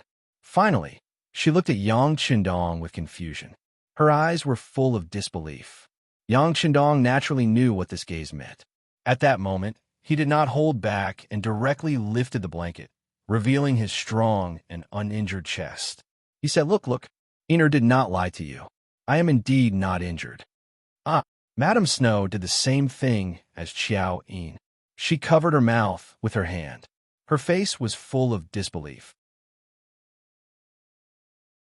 After seeing so much blood in the side hall, she thought that Dong Shui was going to die. Who would have thought that he would be fine? How did he do that? "All of you come over here." This young master will tell you slowly. Madame Snow's surprised face was so cute. Yang Chendong's heart skipped a beat. His body reacted unconsciously. He waved his hand and asked Xiao Yin and Madame Snow to come to his bedside. The two women did not suspect anything and hurriedly came to the side of the bed. Suddenly, a pair of big hands reached over and forcefully pulled the two women into the bed. Suddenly, a masculine man's breath rushed into the two women's nostrils. At this moment, they realized what was going on. They instinctively wanted to struggle, but when they remembered that the person hugging them was Yang Chendong, the two women suddenly blushed. They just lowered their heads and didn't resist at all. Not bad. It's easier to talk like this. Ha! Yang Chendong laughed heartily. Although he was not ready to do anything, especially with two women at the same time, it was a very happy thing to have beautiful women in his arms. The two women were very cooperative. They leaned on Yang Chendong's broad shoulders. Their faces were full of shyness and happiness. Come on, sing a song for the young master. Put me to sleep. Feeling that his body was about to react unnaturally, Yang Chendong suppressed his thoughts and said to Madame Snow, "Okay." Madame Snow was very obedient. She immediately sang the song that she had just learned by Sujin at the foot of Mount Qingcheng. Don't sing a new song. Sing an old song for the young master. Yang Chendong was used to listening to the songs of the later generations. He did not know much about the songs of the present, so he wanted to take this opportunity to learn more about them. The next moment, Madame Shui began to play an old tune. The lingering melody was like a lullaby. Before long, Yang Chendong began to snore. He was really tired. There were too many things he had to do and think about in the past few days. He had to bear all the pressure by himself. Yang Chendong had actually fallen asleep, causing Xiao Yin and Madame Snow to involuntarily smile. Next, the two women made the same shameful action, which was to take off their coats, leaving only their undergarments. They leaned against Yang Chendong and snuggled up to each other. Not long after, they fell asleep. The guards outside the bedroom, Beta Percy I and Yang Si, had been replaced by Yang Wu and Yang Lu. In the dark, Dao Xiao and a team of 10 guards were secretly watching everything to prevent anyone from getting close to the small courtyard. If anyone dared to do so, Jiu Wu, with a silencer and a weapon, would show him the fragility of life. The sky slowly brightened. Hu Zhongning, who could not wait any longer, led a team of 100 brocade guards to escort Shisheng and more than 20 men to the capital. As soon as the city gate opened, they entered the city and went straight to the inner city. In the imperial palace, there was no news from the court. The civil and military officials were still gathered in the court as usual, kneeling to the emperor and discussing the affairs of the world. Emperor Zhu Qizhen, who did not seem to have enough sleep, yawned from time to time and then listlessly listened to the officials' reports. The emperor was diligent in his work. Since ancient times, this had become a custom. Almost all the leaders had to do this. Otherwise, they would not be able to hold power. As such, very few emperors would sleep in. In comparison, Yang Chendong was much more fortunate. At this moment, he was slowly waking up. According to his usual routine, it should be time for him to get up and go for a morning run. However, instead of a morning run, he was greeted with an erection. This was something that all men in their prime would encounter. His body was the first to react. Yang Chendong, who was hugging two women, wanted to get up, but it was very inappropriate. Was he supposed to set up a tent in front of the two women? How embarrassing would that be? In addition, he had to tell others that he was injured. If he could get up and continue to run, it would be inexcusable. Let's go back to sleep. Yang Chendong tried to convince himself. He ignored the warning of his biological clock and wanted to continue sleeping. But at this moment, Xiao Yin's body moved slightly on his left, and her breathing seemed to become heavier. For a long time, Xiao Yin had a very regular pattern of waking up and sleeping. For example, at this time, she would usually get up to prepare to serve the young master. Although she didn't need to make breakfast, she came to the young master's room to tidy it up and fold the blankets. So, the moment Yang Chendong woke up, she also woke up. Her hand inadvertently swept over Yang Qindong's body and touched that towering pillar. In that instant, Xiao Yin completely woke up. Her face flushed red as she recalled where she was staying at this moment. She thought about how the young master was lying next to her and seemed to have a reaction. What should she do? Should she ignore it and continue to pretend to sleep? Or should she help the young master? She had heard the old women in the manor say that once a man had that intention, it would be very uncomfortable if it wasn't resolved. Xiaoying definitely didn't want Yang Qindong to feel uncomfortable. So what should she do? What should she do? Her heart thumped wildly. In just a few breaths, Xiao Yin made a decision. She took a deep breath and mustered up her courage. Her small hand groped toward Yang Qindong's crotch. Knowing that Xiao Yin had woken up, Yang Qindong felt very awkward. Just as he was thinking about how to return to normal, a small hand suddenly touched him. In that instant, his body couldn't help but tremble.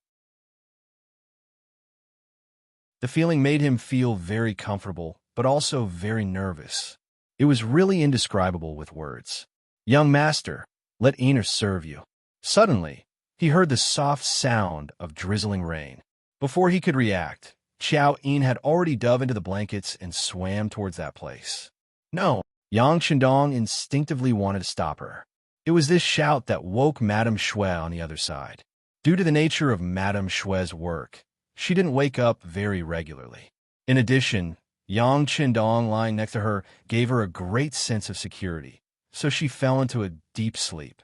If it wasn't for Xiao Yin's shout, she probably wouldn't have woken up. After waking up, Madame Shui forgot that she was only wearing a doo-doo. On the contrary, she only remembered that the young master seemed to be injured.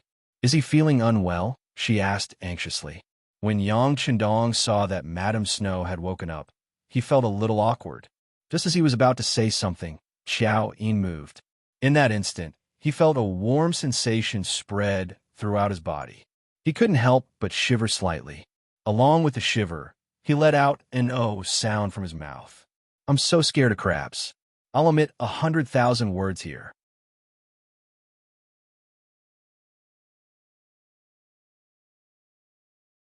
Chapter 94. While Yang Qindong was still blissfully confused, the court, which was originally calm, was in an uproar because of Hu Zhongning's sudden arrival. "Your Majesty, this is the entire story of what happened last night." Hu Zhongning knelt on the ground and explained in detail what he saw and heard. Then, he lowered his head deeply, as if he was waiting for the emperor's judgment. After Hu Zhongning told the story of what happened in Yangjia village, the court officials suddenly exploded. Without the emperor's order and without the slightest evidence, a Qinhu of the embroidered uniform guard dared to kill a fifth-rank official who had just made a great contribution. This was simply lawlessness. Not to mention, according to Hu Zhongning's explanation, a lot of potatoes were also wasted because of this. Overnight, Lord Hu brought people to dig up the trampled land and found that the potatoes in the field were greatly damaged. Many of them were already deformed. Of course, they didn't know that all of this was arranged by Yang Qindong in advance. Those potatoes were also cleaned up in advance. They didn't know that all of this was done by Yang Qindong, but they knew that the loss of potatoes was a loss to the court, the country, the emperor, and the court officials. Immediately, as the Minister of Revenue, Wang Zhuo was the first to jump out. Originally, he was worried that there weren't enough potatoes. Because of this, he wanted to discuss with Yang Qindong and ask him to contribute more potatoes from his private fields. But now, not only did the country's potatoes suffer from the loss of production, Yang Qindong was also injured. If he couldn't punish Xi Xing now, how could he negotiate with him?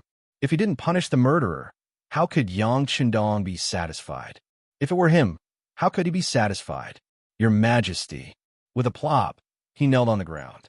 "Xi Sheng has no respect for your Majesty, no respect for the law of the country, and did things based on his mood. He actually wanted to kill a court official. If this matter isn't severely punished, I'm afraid that the hearts of all the court officials will be cold."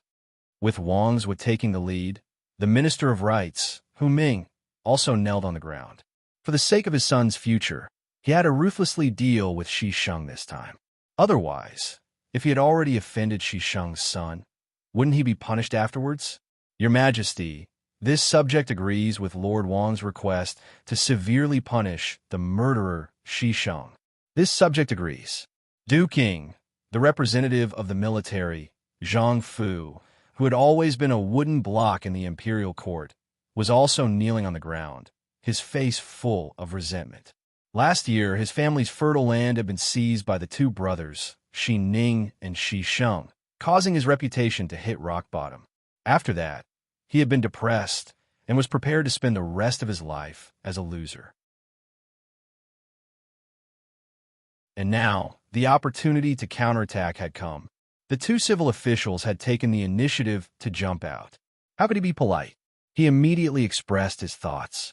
After the three of them, the other officials and generals also got down on their knees one by one, all of them wearing indignant expressions as they cursed the lawless and overjoyed man. Ing Zong, who was sitting on the dragon throne, had an ugly expression on his face. He had long regarded the potato as a great auspicious item and announced it to the world. It was equivalent to an imperial item, but Shi Sheng actually dared to bring people to attack and trample on the auspicious item. This was simply ignoring the existence of imperial power. Even if you have enmity with Yang Qindong and want to deal with him, you can find a safe place to do it. Why do you have to do it on the auspicious items crops? Isn't this the same as the god of longevity hanging himself? Are you tired of living? At this moment, Ing Zong really wanted to order Shi Sheng to be killed as a warning to others. But at this time, Wang Zhen, who was standing on the side, opened his mouth. "Your Majesty, this matter is really strange. Why did Lord Shi kill Yang Shima? Why did he choose to do it on the auspicious items crops? All of this needs to be investigated. In this old servant's humble opinion, we should first clarify the whole story before making a decision." Originally, Wang Zhen was very angry after hearing Hu Zhongning's words. He also wanted to kill Hu Zhongning to relieve the hatred in his heart. After all, he and Yang Qindong already had a common interest. Just yesterday, Mao Mu, the court eunuch of the ceremony directorate, gave him a good item called diapers. With it, he really didn't need to worry about embarrassing himself on the spot because of his body. Wang Zhen also knew that these things came from Yang Qindong's hands and were brought to the palace by Mao Mu to sell. The main consumer group was the court eunuchs. Moreover, a single diaper was not cheap and actually cost 2 taels of silver. Fortunately, he could get 10% of the benefits from these 2 taels of silver. Many little drops make an ocean. Naturally, it was a profitable way to make money. With a common interest, Shi Sheng still wanted to harm Yang Qindong and even wanted to kill him. This was an unforgivable matter. But no matter what, this person was Shi Ning's younger brother and his only brother. Just based on this point, he had to stand up and speak up. The reason why Wang Zhen could have such power, other than Zhu Qizhen's great trust in him, was that he had the support of most of the court eunuchs.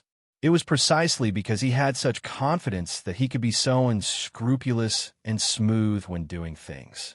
Shi Ning was one of the more powerful ones among those who supported him.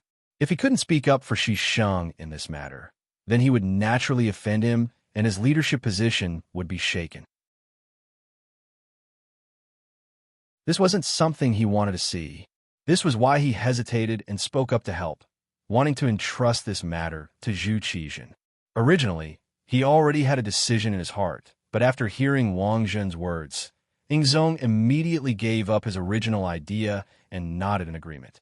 That's right, teacher's words are very reasonable. We have to investigate this matter thoroughly first. How about this? Teacher will handle this matter. Once there is a result, we can just let us and the officials know. Thank you, Your Majesty. Wang Zhen quickly knelt on the ground. Your Majesty is wise. All right, if there's nothing else, you can leave the court. Ing Zong waved his hand. He was in a bad mood this morning, so he didn't have the heart to govern. He raised it up high and gently put it down. The matter actually ended like this. After the emperor left, Wang Zhen gave an order. Send Shi Sheng to the imperial prison. At the same time, send Ji Ning to Yangjiao Manor to investigate this matter. Since the power was in his hands, the person he sent must be a trusted aide. Ji Ning, this trusted aide, was put to good use. The officials who were still kneeling on the ground were all furious when they heard this answer, but there was nothing they could do. This matter had already been handed over to the East Ministry to handle. The result would most likely be reduced to a small matter, and a small matter to nothing. As for the victim, Yang Chendong, he was after all still too young. Shisheng alone was enough to injure him. Once the East Ministry stepped in, how could he withstand the pressure?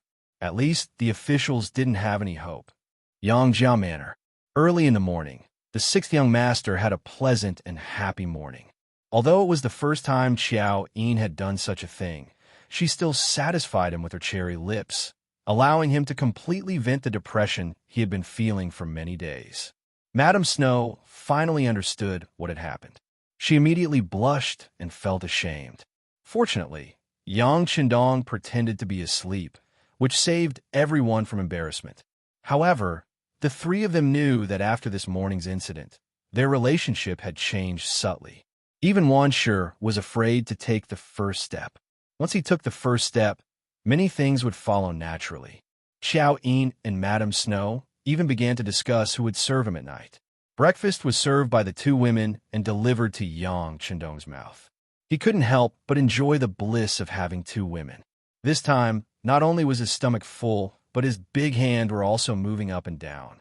He was addicted to touching the two women and gained a lot of benefits. Naturally, the two women wanted to reject, but still welcomed him, causing the bedroom to be filled with the sound of panting. All the happiness slowly dissipated after the appearance of Tiger's Mane.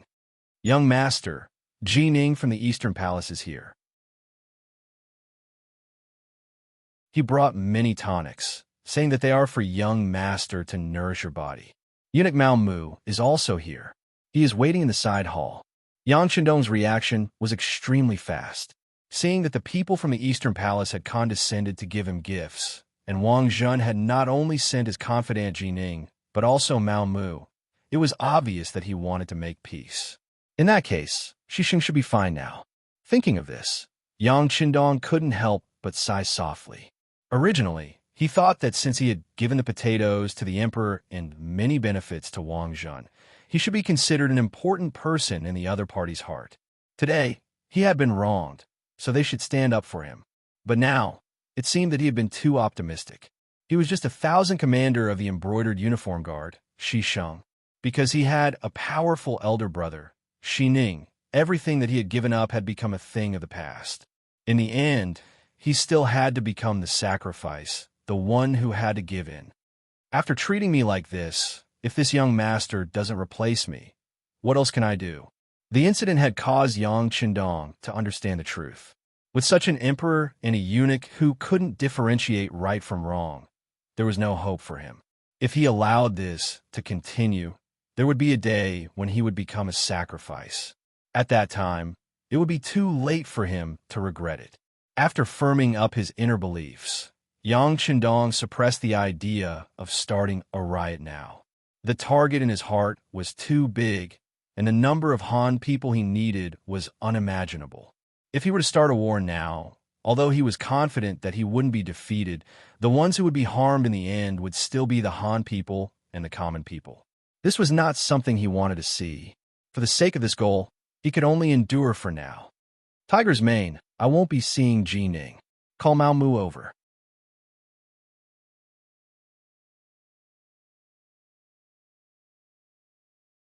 Chapter 95. Since he was prepared to back down, Yang Chendong had to put on a show of respect. What was the point of meeting Ji Ning? To make him lower his head in front of him? The sixth young master would never do such a thankless task. In the side hall, Ji Ning sat on the left, while Mao Mu sat on the right. Both of them were looking straight ahead. Gentlemen, the sixth young master has a message for Eunuch Mao. Please enter his bedroom. Lord Ji, if you have something to do, you can go ahead. Tiger's Mane entered the hall and clasped his hands. Ji Ning stood up with a satisfied look on his face, as though he had expected this to happen. Good. Then I'll take my leave first. Please send my regards to the sixth young master. Ji Ning's task was to mediate between the two of them. In order to achieve his goal, he had to lower his head when necessary. Fortunately, Yang Chendong was tactful. If he didn't want to see Ji Ning, he wouldn't have to see Ji Ning lowering his head. Ji Ning had to accept this favor. Good. Lord G, I'll definitely pass on your message to my young master. Tiger's mane understood Yang Qindong's intentions and was naturally very polite to Jining. Huh? Jining laughed loudly and turned to leave, his face full of self-satisfaction. Mao Mu was left behind. He asked Tiger's mane anxiously, "Did something happen to the sixth young master? Please follow me, Eunuch Mao. You'll know when you see him." Tiger's mane knew that Mao Mu had already sided with his young master. But even so, unless the young master ordered him to do so, he wouldn't say a word. The bedroom was still filled with fragrance. Naturally, it was the fragrance left behind by Qiao, Yin, and Madame Snow. As soon as Mao Mu entered the bedroom, he immediately sensed the scent. He couldn't help but be delighted. This at least proved that the sixth young master's injuries weren't serious. Now he could be at ease. He had just expressed his loyalty yesterday. If something happened to the sixth young master today, he really didn't know what to do. "You're here. Take a seat." Yang Qindong leaned against the headboard and looked at Eunuch Mao Mu with a normal expression. "Sixth young master, are you all right? After this old servant found out about it, I was so anxious that I couldn't even eat." "All right, tell me what Eunuch Wang thinks." When Yang Qindong saw that Mao Mu was about to use his flattery, he had no choice but to interrupt him and get straight to the point. Knowing that the sixth young master didn't like flattery, Mao Mu tactfully stopped and got down to business. Eunuch Wang said that he hopes that the sixth young master will be magnanimous and spare Xixing for the sake of him and Eunuch Xining. As for the conditions, he allows this old servant to be promoted to eunuch pinning of the ceremony directorate. Although I'm ranked last, it's still a big step up. At the same time, he promises that Xixing won't cause trouble for the sixth young master. Also, when you do things in the capital in the future, the Eastern Faction Guards and the Brocade Guards will give you face and won't cause trouble for you. After saying these words, Mao Mu lowered his head a lot. He received the most from this so-called exchange, so he didn't have to say anything more. Mao Mu's promotion from attendant to pinning of the ceremony directorate was a step that many people wouldn't be able to achieve in their lifetime without enough merit or ability. This was equivalent to a small eunuch becoming the head of eunuchs, and these were the conditions that Wang Zhen had to pay. As for the Eastern Faction Guards and the Brocade Guards not causing trouble for him, it was better to say that they were giving him face than saying that they were threatening him. The meaning was very obvious. If Yang Qindong didn't agree and insisted on killing Xixing, then these two departments would keep an eye on the Yang family manor. If there was even the slightest movement, the Yang family would be in big trouble. Oof. After understanding the crux of the matter, Yang Qindong's expression turned cold. This Wang Zhen was really an ingrate that couldn't be fed. Fortunately, he had less than a year to live. Otherwise, with the sixth young master's temperament, he would probably send Tiger's mane and the others to take his life tonight. Don't bother with a person who's about to die. Let people off when possible. Take a step back and you'll see the world. All kinds of advice from saints flowed into Yang Qindong's mind, making him finally make up his mind to take a step back. As for what would happen next, he would urge Gao Xiong and the others to take action on Ryukyu Island. He had to quickly seize more territory. Only when he was strong would others not dare to bully him and ignore him. Many thoughts flashed through his mind. When he finally returned to reality, Yang Qindong smiled and patted Mao Mu on the shoulder. "Good. This young master used a knife wound in exchange for your promotion. No matter how I look at it, it's a good deal. How about this? When you go back, tell Eunuch Wang that this matter is over." Sixth young master. At this moment, Mao Mu was so touched that his nose turned sour. He thought that in the face of a powerful group of eunuchs, Yang Qindong would give in, but he didn't expect him to be so straightforward. If that was the case, it seemed that the biggest beneficiary was himself. He'd only been with him for 2 days, and he'd been promoted twice. The path he'd chosen was indeed correct. Okay. I don't like to express my position through words. I'd rather see everything put into action. How is it? How are diapers selling in the palace? Yang Qindong didn't bring up the previous matter and spoke in a casual manner. It's selling very well. After all, it's like these things are tailor-made for us eunuchs. Now, all the eunuchs with some status come to me to get the goods. Because of this, some people have bad ideas. But this time, I've been promoted twice, and I have Eunuch Wang behind me. Others don't dare to do anything to me. When talking about the situation in the palace, Mao Mu's tone became much more excited. He thought of yesterday afternoon, when several eunuchs who used to ignore him took the initiative to greet him and called him Eunuch Mao. He felt a burst of elation. Good, very good. Continue doing what you're doing. For those eunuchs who have requests but don't have money, you can have them use other things in exchange. For example, some information they've heard. Then, sort out what you think is useful and send it to this young master. Do you understand? Yang Qindong said encouragingly. Mao Mu was a chess piece he'd buried in the palace, and on the surface.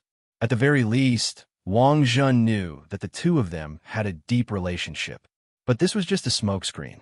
In reality, he wanted information from the palace, and he wanted to use Mao Mu as the center to quickly develop his own power. In the eyes of the sixth young master, the intelligence war wasn't just about information from the capital. He had to know all the information from the officials in the palace. Only then could he make the most accurate decisions. This servant understands. Mao Mu patted his chest and promised, and then he added, I also know a few things about Brother Xining's illegal activities. As long as the sixth young master needs it, I can send someone to sort it out at any time. There's no need. Remember, you're only looking for information. Before you stabilize your position, don't think about dealing with anyone. On the contrary, you have to maintain good relations with everyone. Do you understand? Yang Qindong shook his head. Xining's fate had already been explained in history. As long as nothing unexpected happened, someone else would deal with him. There was no need for him to do anything. Although Mao Mu didn't understand why Yang Qindong had such a good temper, since his master had said this, as a servant he had to obey, so he immediately agreed. Just as the officials had expected, after Wang Zhen took over the Yang clan, he quickly sent someone to reach an agreement with Yang Qindong. No one knew what sort of promise had been made, but in any case, Yang Qindong, the victim, was no longer pursuing the matter. As a result, some of the officials who wanted to take advantage of the situation had no chance. In the palace, Wang Zhen did not go back on his word and promoted Mao Mu to head eunuch of the ceremony directorate. Henceforth, this person would be one of the leading eunuchs in the organization. The gloomy Xining walked into Wang Zhen's room. Once there was no one else present, he immediately got down on his knees. My thanks to Eunuch Wang for saving my brother. If you have any orders, Xining will do his best to repay them. Aha! Eunuch Shi, what are you doing? Get up, get up. Wang Zhen helped Xining up from the ground with a smile. We all serve His Majesty, so isn't it only right for us to help each other? As for that Yang Shima, he magnanimously let this matter pass. You two brothers should know how to be grateful. At least for the time being, don't think about provoking him, understand?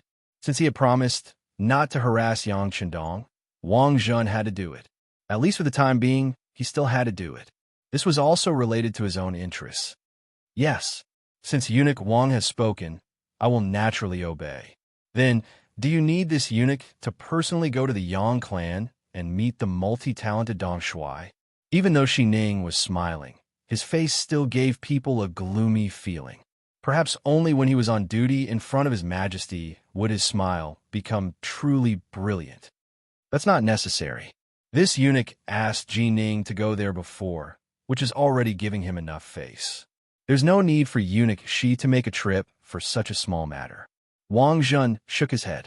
Regarding Yang Qindong, his feelings were somewhat complicated. No matter what, this person was the descendant of the three Yang Qindong. Logically speaking, this person should be his enemy. But for the sake of benefits, they were bound together.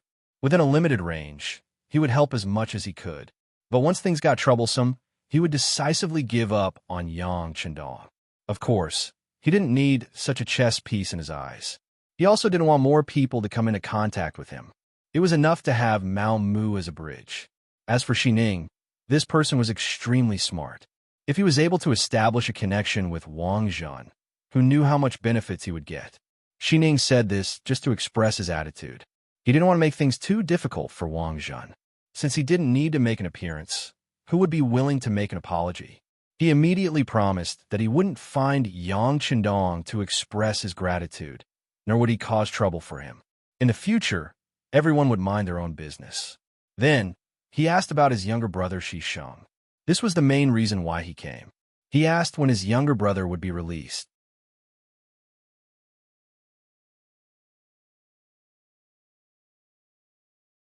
Chapter 96.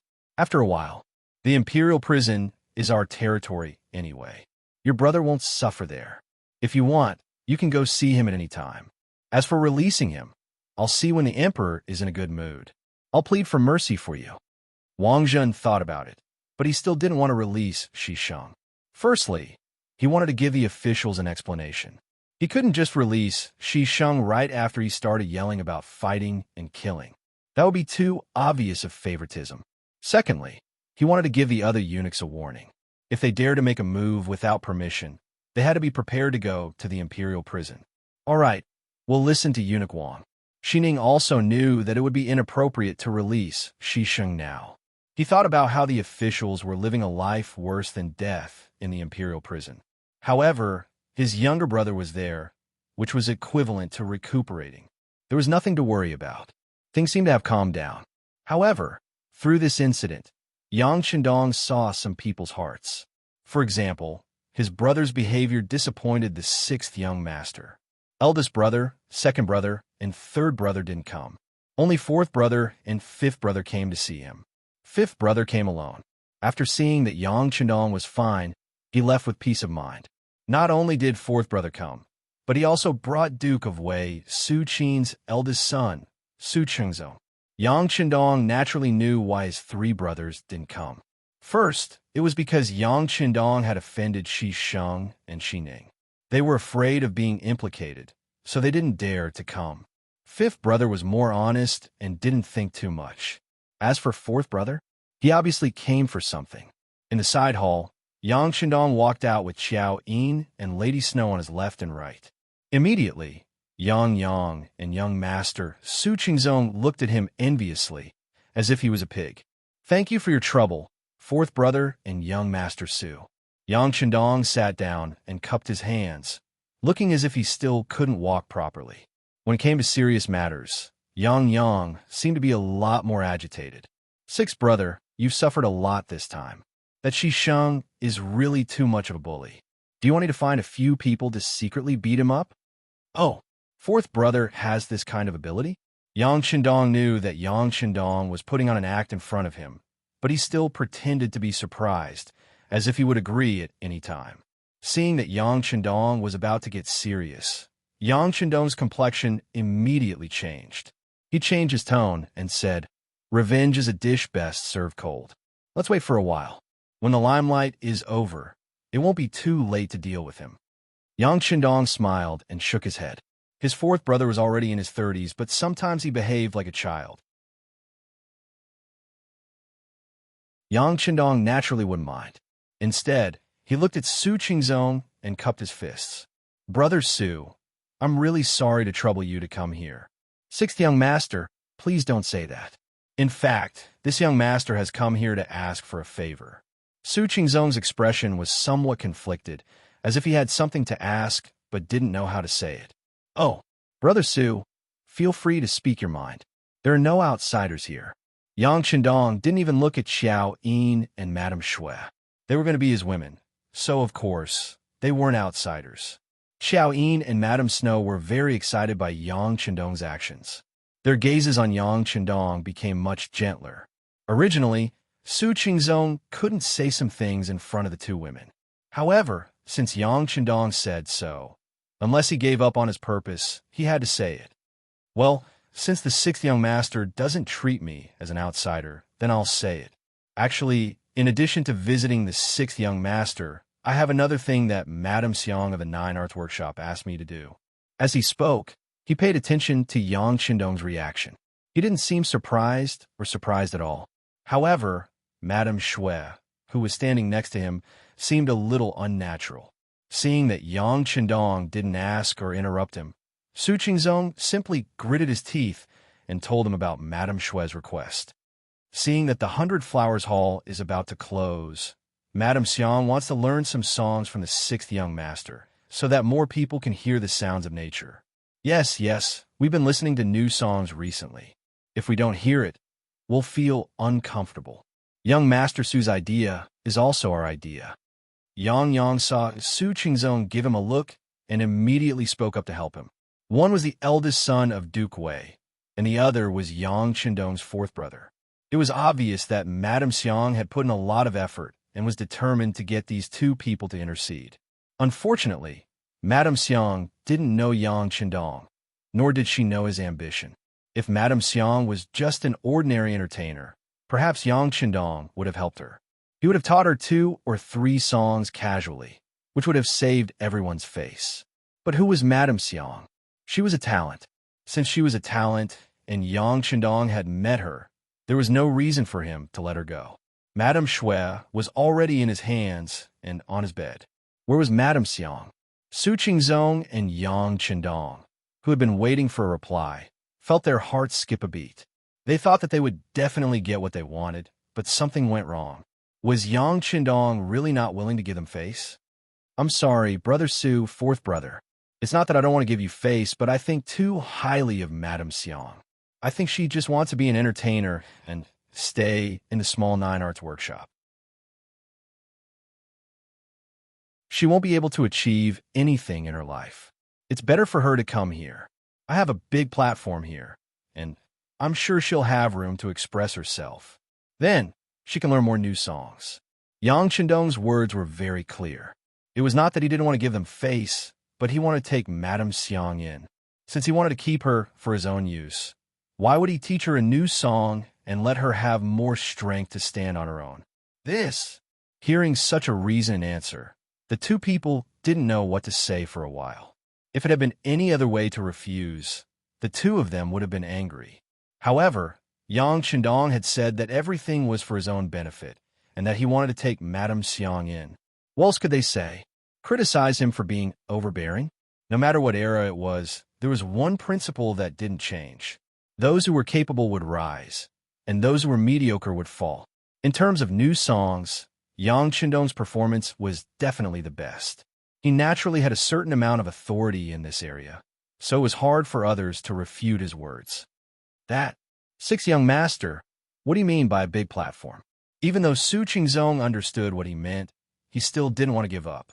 The immortal abode. The immortal abode that even His Majesty knows of is huge and has a good environment. It's not something a small 9 arts workshop can compare to. When the time comes, the number of customers there will be many times greater than the current 9 arts workshop. Singing new songs, there will be more influence, and naturally, you'll be able to earn even more money. Yang Qingdong's answer could be said to be powerful and resonant, thus making Su Qingzong and Yang shut their mouths. The immortal abode was still under renovation, and in order to maintain a sense of mystery, it didn't allow outsiders to casually investigate. However, its reputation had long since spread far and wide. Apart from the fact that His Majesty knew of it and had promised to personally attend the opening ceremony, there was another important reason for its influence. It was said that a total of 300,000 taels of silver had been invested. 300,000 taels. 1 tael of silver could be exchanged for 1,000 copper coins, and 1 copper coin could buy 2 small steam buns. If that was the case, 1 tael of silver was equivalent to 1,000 yuan in the modern era. 300,000 taels of silver was equivalent to 300 million yuan in the modern era. It was just a restaurant, yet such a huge investment had been made. It was no wonder that everyone was so curious about it. As a result, the restaurant industry in the capital had already been dealt a heavy blow before it even opened. Some restaurant owners were already considering selling their businesses. They were worried that once the immortal abode opened, everyone would go there to spend money. What would they do then? A restaurant that hadn't even opened, yet was already enough to make everyone in the same industry feel insecure, to say nothing of the common folk. They were all waiting with bated breath, wondering what the immortal abode would be like after investing so much money in it. Would it really become the abode of a deity? Yang Qingdong was using the immortal abode as a platform, so a small 9 arts workshop naturally couldn't compare to it. Su Qingzong, who was still a little unconvinced, couldn't say anything more. After a while, the two of them dejectedly left. Yang Qindong and the other two remained in the side hall. Young master, have you really taken a liking to Lady Xiang?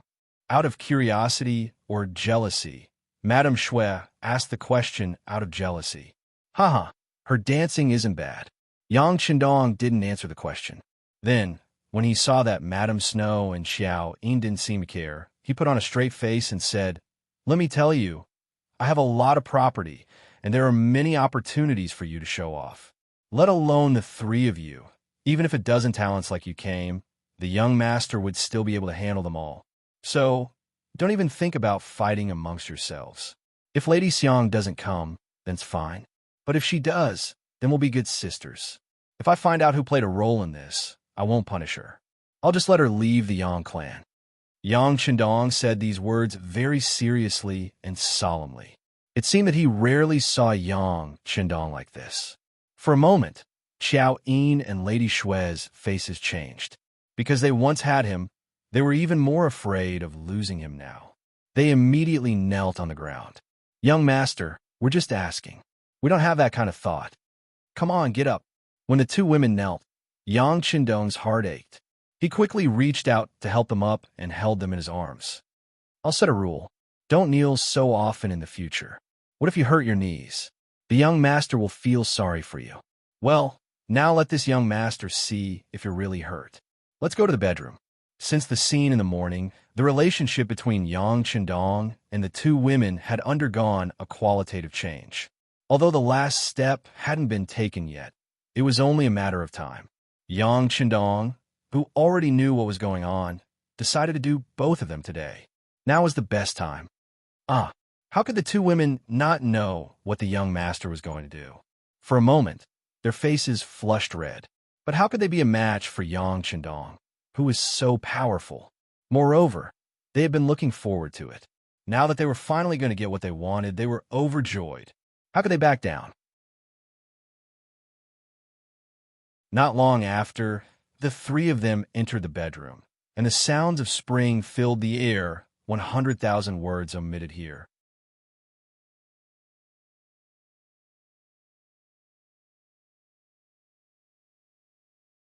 Chapter 97. Geo Arts Workshop. After Su Qingzong and Yang Yang left the Yang family manor, they came to this place and saw Cui Na and Dong Hanxiang, who were waiting for news. In Lady Xiang's boudoir, the two of them told the story of Yang Qindong's request. Originally, it was a man's pride to be able to come to Miss Xiang's room. But today, they felt as if they were on fire. They left after telling her everything. They didn't want to stay a moment longer. Cui Na, Miss Xiang, and her maid, Chun Tao, were left looking at each other. Cui Na couldn't help but say, "Men are all bad. Dong Shui has already taken Miss Shui. Does he want to take our Xiang? Who does he think he is?"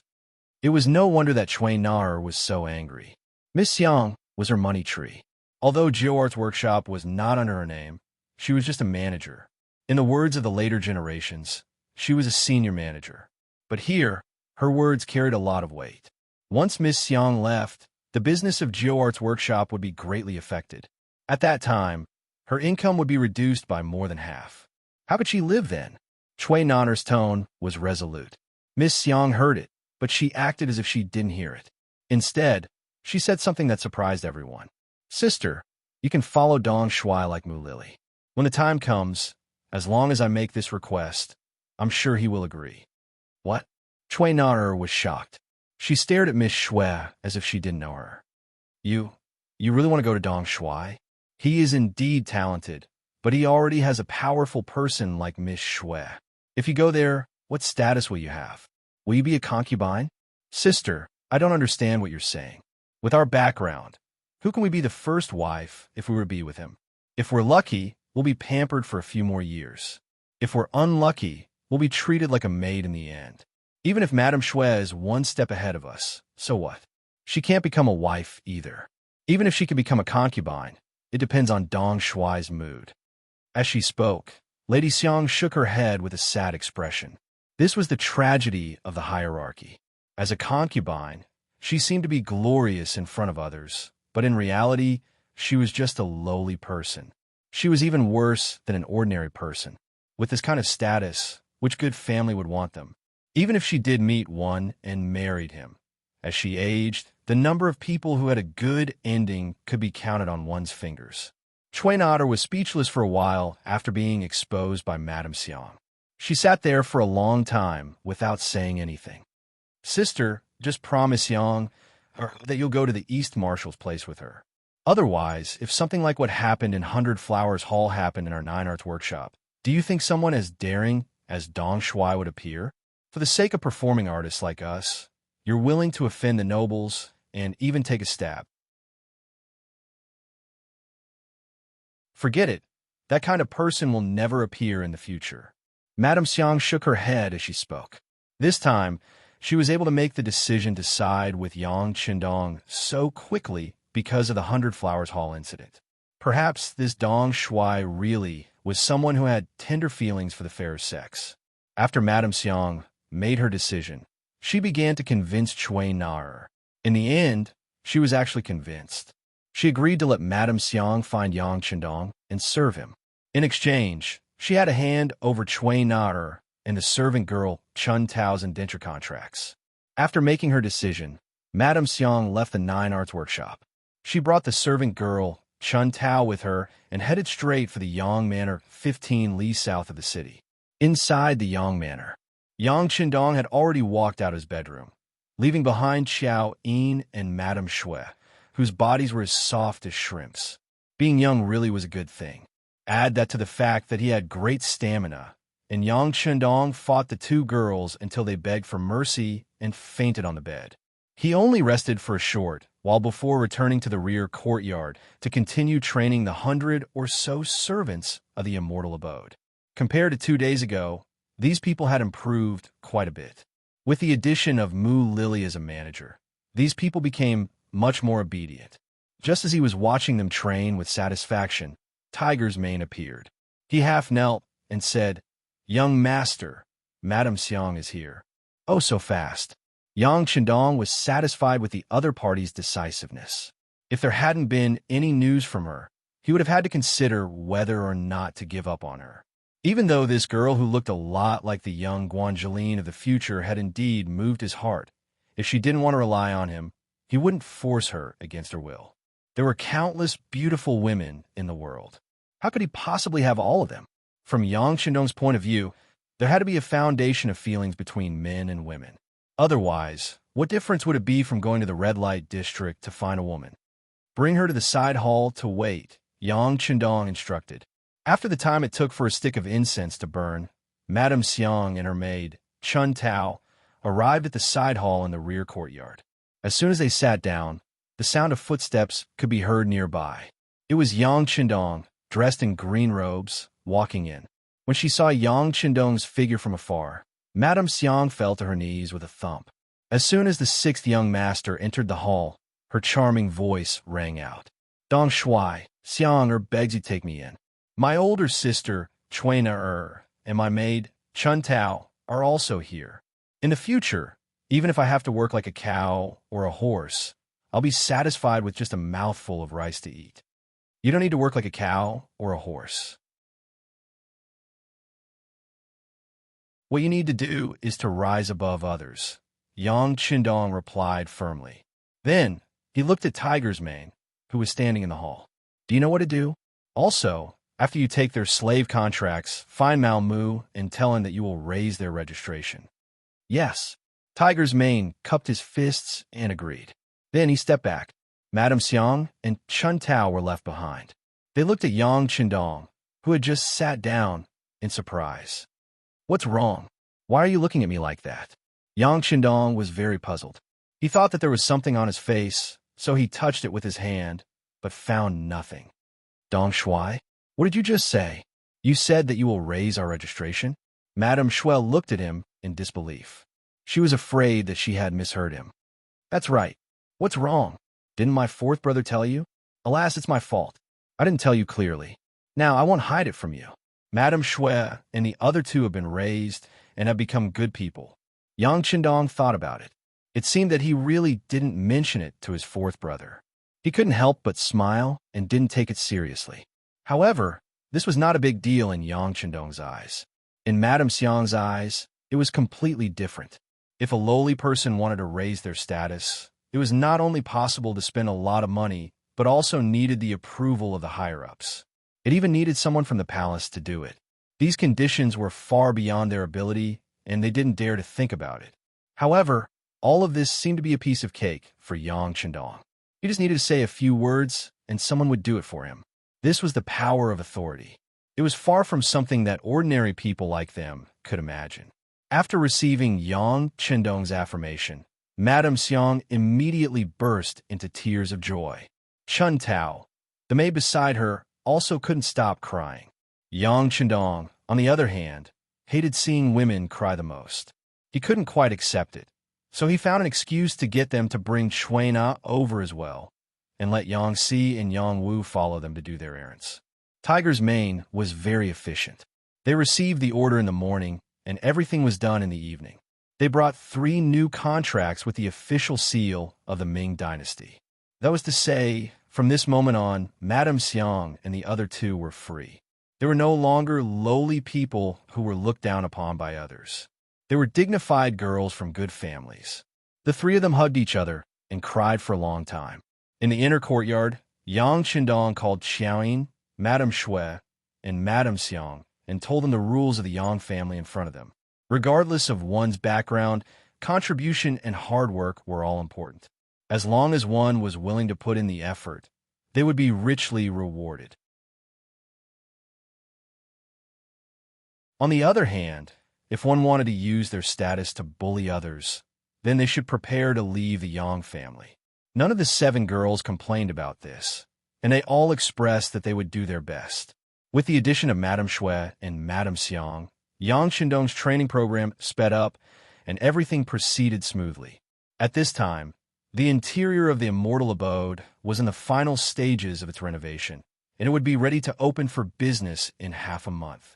The goods produced in Crimson City were transported by sea to Tientsin, where they would be transported to the capital. With Wang Zhan's help, the journey to the capital was smooth and unimpeded. A large number of goods were transported to the capital's immortal abode, and the 100 men and women who had been trained began to take up their posts. They used what they had learned to manage everything in an orderly fashion. Worth mentioning were the 2 leaders, Mu Lili and Shui Na. Their methods of management were far superior to Yang Chendong's. The 100 men were divided into 2 groups, each led by one of them. For a moment, there seemed to be competition between them, which greatly increased the efficiency of the work.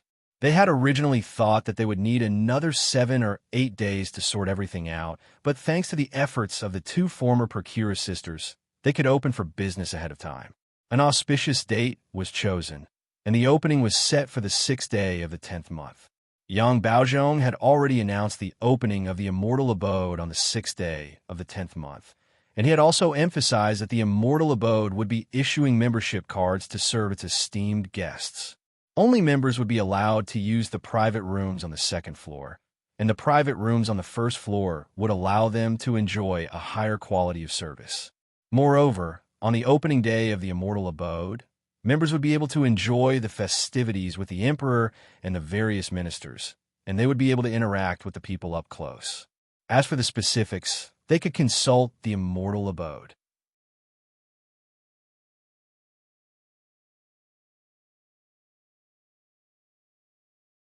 Chapter 98. As soon as the news spread, many people flocked to the immortal abode like a flock of ducks, especially wealthy merchants. They all came to the information desk outside the immortal abode to ask for advice. The person who received them was the immortal abode's external manager, Yang Fu. Using his silver tongue, he managed to sway everyone who came, telling them all about the benefits of a membership card. For example, a membership card was a symbol of one's status, allowing them to enjoy a higher level of service and be looked upon with respect. With a membership card, they could enter private rooms or private rooms on the 2nd floor, allowing them to interact with even more important figures. With a membership card, once a friend came here and received it, it would be equivalent to gaining unparalleled face. They would be dazzled, and at the same time, treat you with even more respect. More importantly, the money used to apply for a membership card wasn't given to the immortal abode. Instead, it was deposited here first, saving them the trouble of bringing large amounts of silver with them when they came out to spend. More importantly, with a membership card, they could also enjoy a discount when they spent money. In descending order, there were 4 types of cards: platinum card, gold card, and silver card. These could be bought with money. What couldn't be bought with money was the supreme card. With this card, spending was completely free. Of course, those who could obtain a supreme card were also not ordinary people. For example, up until now, the only person who had such a card was the real owner, Yang Chendong. Platinum card, a one-time deposit of 20,000 taels of silver. You could enter any private room on the second floor or private room on the first floor and enjoy a 20% discount when you spent money. Gold card, a one-time deposit of 5,000 taels of silver. You could enter any private room on the second floor or private room on the first floor and enjoy a 10% discount when you spent money. Silver card, a one-time deposit of 1,000 taels of silver. You could enter any private room on the first floor, but not the second floor, and enjoy a 5% discount when you spent money. As for non-members, sorry, but if they wanted to enter the immortal abode, they could only enter the main hall on the first floor. There were over 100 tables there, enough to accommodate over 1,000 people at once. However, no matter how lively the main hall was, if one didn't have a membership card, even if the private room on the first floor or the private room on the second floor were empty, they still weren't allowed to enter. This was the benefit of the membership system. All membership cards can be used to deduct the funds in the card when spending money. In other words, as long as you had a membership card, you could come to the immortal abode without bringing a single copper coin. After eating and drinking, you could just hand your membership card over to the waiter and register your bill. Just imagine how cool that would be. Of course, the membership card also had a minimum limit. That was, when the amount was less than 1/10 of the original amount, there would be a reminder to remind you that you had to top it up again. Using a silver card as an example, 1/10 of 1,000 taels of silver would be 100 taels of silver. When the balance of the card was less than 100 taels of silver, the service staff would remind you to top up the card so that you could continue using it. At the same time, you could top up more silver in one go to increase your membership level. For example, if a silver card member were to top up 5,000 taels of silver, he would be promoted to a gold card member. Of course, for those who refused to recharge, once the amount in the card was used up, the card would be canceled after 3 months. If they wanted to recharge, they would have to apply again. If there was a deficit in the previous card, they would have to make up for it. After Yang Fu explained the situation in detail, many people were tempted, especially those merchants who had money but didn't have high statuses. In the Great Ming Dynasty, a merchant's residence was ranked 3rd. It was one level lower than the common people's residence, which was the so-called good family. People like them had a lot of money, but they didn't have high social status. The goal of many of them was to improve their social status by interacting more with the government. Now that the immortal abode had given them such an opportunity, how could these merchants, who wouldn't wake up early without benefits, not be tempted? Merchants were smart. It was precisely because of this that some people suggested that while the immortal abode's membership system seemed good, why didn't so many high officials and nobles come here to spend money? If only merchants came, then it would lose its original meaning. In response, Yang Fu confidently smiled and replied, "My lord has already sent gold cards to all officials of the 3rd rank and above in the capital. Although it's a membership card that doesn't have a deposit amount, they can enjoy a 20% discount. I'm sure that they will definitely come. Moreover, when the immortal abode opens for business, even the emperor, empress, and officials will appear here. With this kind of influence, how could there be any worry that no officials will come? Here, there's singing and dancing, fine wine, and delicacies that can't be seen anywhere else. The environment is the best, and the service is the best. How could there be no customers?" When they heard that even the emperor would come here for the opening, the merchants were instantly filled with confidence. Those who paid to apply, for membership cards came one after another. The Ming Dynasty had just gone through the rule of literature, and the country was rich and the people were strong. Many merchants had plenty of money, so applying for a membership card wasn't a big deal. Those with money directly applied for platinum cards, while those with less money applied for gold cards. There were even some who applied for silver cards as a test. They wanted to see if the immortal abode was as good as Yang Fu said, and then consider adding more money to apply for a better membership card. In just 7 days, the first batch of members was tallied up. There were more than 40 people with platinum cards, and the value of the cards was more than 800,000 taels. There were more than 200 people with gold cards, and the value of the cards was more than 1 million taels. There were more than 400 people with silver cards, and the value of the cards was more than 400,000 taels. In just 7 days, more than 2 million taels had been raised. When news of this money-making speed spread, the entire capital was thrown into an uproar. It had to be known that the Ming Dynasty had a very low tax rate, which was lower than the current 10% tax rate. In addition, the Ming Dynasty's taxes didn't count as business taxes. In theory, business taxes went to the emperor's private funds, but because there was no strict policy, the emperor could only rely on eunuchs to collect them. As a result, it was very unstable. For example, the Wanli Emperor's private funds were even richer than the national treasury. The Chongzhen Emperor was as poor as a dog. As a result, the entire Ming Dynasty's annual tax revenue was only 4 to 5 million taels. But before the immortal abode had even opened for business, it had already collected nearly half of that. How could anyone not be shocked? In the imperial palace, Wang Zhen was grinning from ear to ear after receiving the report from the Eastern Depot. He had originally been worried that the immortal abode wouldn't be able to bring him enough profit, but now it seemed that he didn't need to worry at all. Wang Zhen immediately ordered the Eastern Depot and the embroidered uniform guard not to disturb the immortal abode in the future. On the contrary, they were to increase the patrols in the area, and if anyone was found to be causing trouble, they were to be immediately arrested. As a result, the immortal abode's business rose to another level. No one dared to mess around here, and no one dared to eat for free. With such a good environment, it would only attract more and more people. After several days of preparation, the day of the opening finally arrived. It was currently autumn in the capital, and the weather was cool and refreshing, neither hot nor cold. On the morning of the 6th day of the 10th lunar month, the area where Xingyang Gate and Great Ming Gate intersected was bustling with activity. The current emperor, Zhu Qizhen, had already been informed of this matter. Thus, after the morning court session, the emperor, who had always wanted to have fun, led a group of civil and military officials from the imperial city to the outer city, their target the immortal abode. Unlike the emperor's usual excursions, Zhu Qizhen had brought Empress Qianshi with him.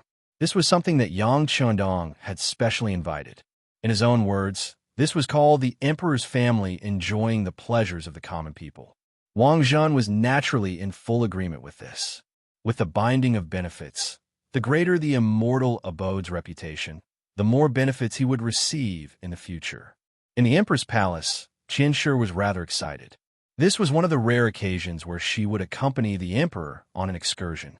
For this reason, she, who had never been good at dressing up, rummaged through her chests and drawers to find quite a few gold and silver ornaments. She had the palace maids help her try them on one by one, and in the end, she chose a dignified outfit. She wore a jade crown with dragon and phoenix pearls, a red robe with large sleeves, a red veil, a red silk skirt, and a red bead. Her hair was tied into a bun with dragon and phoenix ornaments, and the robe was embroidered with golden dragon and phoenix patterns. Such a dignified outfit was almost comparable to the one worn by the empress. Only then did Qianshi walk out of the imperial palace, satisfied. She boarded the dragon carriage and went with Zhu Qizhen to the immortal abode. When the emperor went on an excursion, his safety naturally had to be taken into consideration. Along the way, the embroidered uniform guards and foreigners from the Eastern Palace had long since filled the streets. Several thousand people had been mobilized, and their silhouettes filled the streets outside the immortal abode. Yang Qindong, who had already arrived at the immortal abode, didn't raise any objections. Although the appearance of the foreigners had prevented many commoners from approaching the immortal abode, this wasn't a place for commoners to spend their time. Besides, even though it was said to be enjoying the festivities with the commoners, there were too many commoners here, so there was no way to take care of their safety. If something were to happen, the reputation of the immortal abode would be completely ruined. Since the commoners couldn't get close, the area in front of the immortal abode was much more spacious. A red carpet over 100 meters long had already been laid out here. It was extremely eye-catching from a distance. This was the arrangement Yang Qindong had made to welcome the emperor. As they walked the red carpet all the way to the immortal abode, they basked in the attention of tens of thousands of people. The spectators had been changed from officials to commoners. By the time the emperor's dragon carriage arrived at the end of the red carpet, Yang Qindong was already waiting there in his green robes. In the entire court, it seemed that Yang Qindong was the only one who didn't wear his official robes and only wore his green robes. Everyone else was afraid that others wouldn't know his identity. Only this young master didn't care about what others thought of him. He continued to act according to his own wishes. This subject kneels to welcome your majesty, your majesty, your majesty. May your majesty live for 10,000 years. Please descend from the carriage and walk, Yang Qindong said in a booming voice as he knelt on the red carpet.